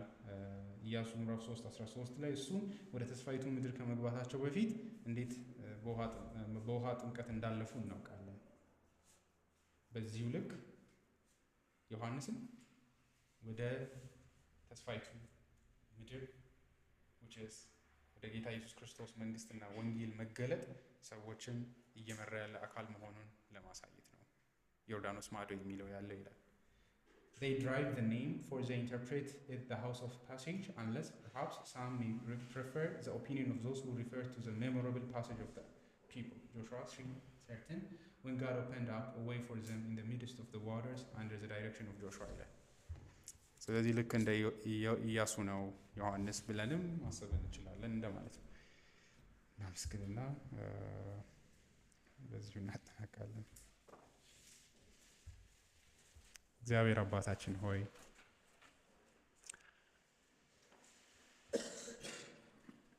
ቃሎችህ እጅግ ድንቅ ናቸው። ለእኛ ዋጋ የሌላቸው የሚመስሉ ቁጥሮች ስንሰማቸው ምንም ባይገባንም ደስ ይሉናል እና እናመሰግናለን። መጥምቁ ዮሐንስን በዚህ አይነት መንገድ እንድናስበው እንድናየው፣ በዚህም የወንጌላችንን ፍጹምነትና እውነተኝነት በዚህም ድፍረት እንዲሆነን ዘንድ ይሆን ዘንድ ይህ ስለተጻፈም ደግሞ ዮሐንስን የክርስቶስ ኢየሱስ ወንጌል አብሳሪ አድርገህ ቀድመህ ስለገለጥከው እናመሰግናለን፣ ድካማችንን ስለምታውቅ። እናም በዚህ ደግሞ እንደተማርነው እንደ ዮሐንስ ስለ ራሳችን ያለን መረዳት የማንረባ ኃጢአተኞች መሆናችን እንደሆነ፣ ከኃጢአተኞች ሁሉ ዋኖች እንደሆንን፣ ደግሞም ከቅዱሳን ሁሉ ጭንጋፍ እና የምናንስ እንደሆንን፣ እርሱ ግን ብቻውን ምስጋናና ክብር፣ ኃይል፣ ታላቅነት፣ ግርማዊነት የተገባው እንደሆነ፣ ዋጋችን ሁሉ የወጣው ከእርሱ ዘንድ እንደሆነ፣ የሆነው ምንም ነገር ካለ እሱ ስለወደደንና በዚህ ወንጌል ስለጠራን እንደሆነ ማየት እንድንችል ዘንድ ልባችንን ለጌታችን ለኢየሱስ ክርስቶስ እና ለወንጌሉ ለቃሉ ዮሐንስ ያለውን አይነት እንዲሆን ዘንድ ጌታችን ኢየሱስን የምንወድበት የምናከብርበት ፍርሃት ይህን ያክልም እንዲሆን ዘንድ እንድታደርግ ልባችንን በዚህ መንገድ እንድትይዘው ልመናችንን እናቀርባለን።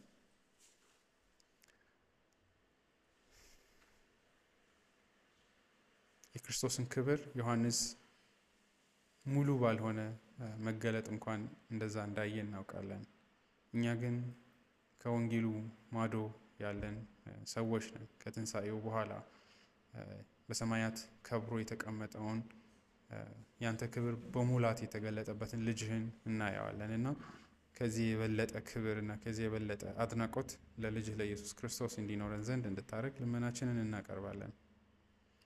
ባዶነታችንን በማየት እርሱ ሙላታችን እንደሆነ፣ ጸጋና እውነትን ሁሉ የተቀበልነው ከእርሱ እንደሆነ እናውጅ ዘንድ እንድትረዳን፣ ሰዎች ስለኛ ሲጠይቁ እንዲህ አይነት መልስ እንዲኖረን፣ እርሱ እንዲልቅ እኛ ደግሞ ምንም ያልሆንን እንድናንስ የተገባን ቦታችን ማነስ እንዲሆን ዮሐንስን በዚህ ማየት እንድንችልም ዘንድ እንድትረዳን እንጠይቃለን። ስለ ሁሉ ነገር እናመሰግንሃለን። በልጅ በኢየሱስ ክርስቶስ ስም አሜን።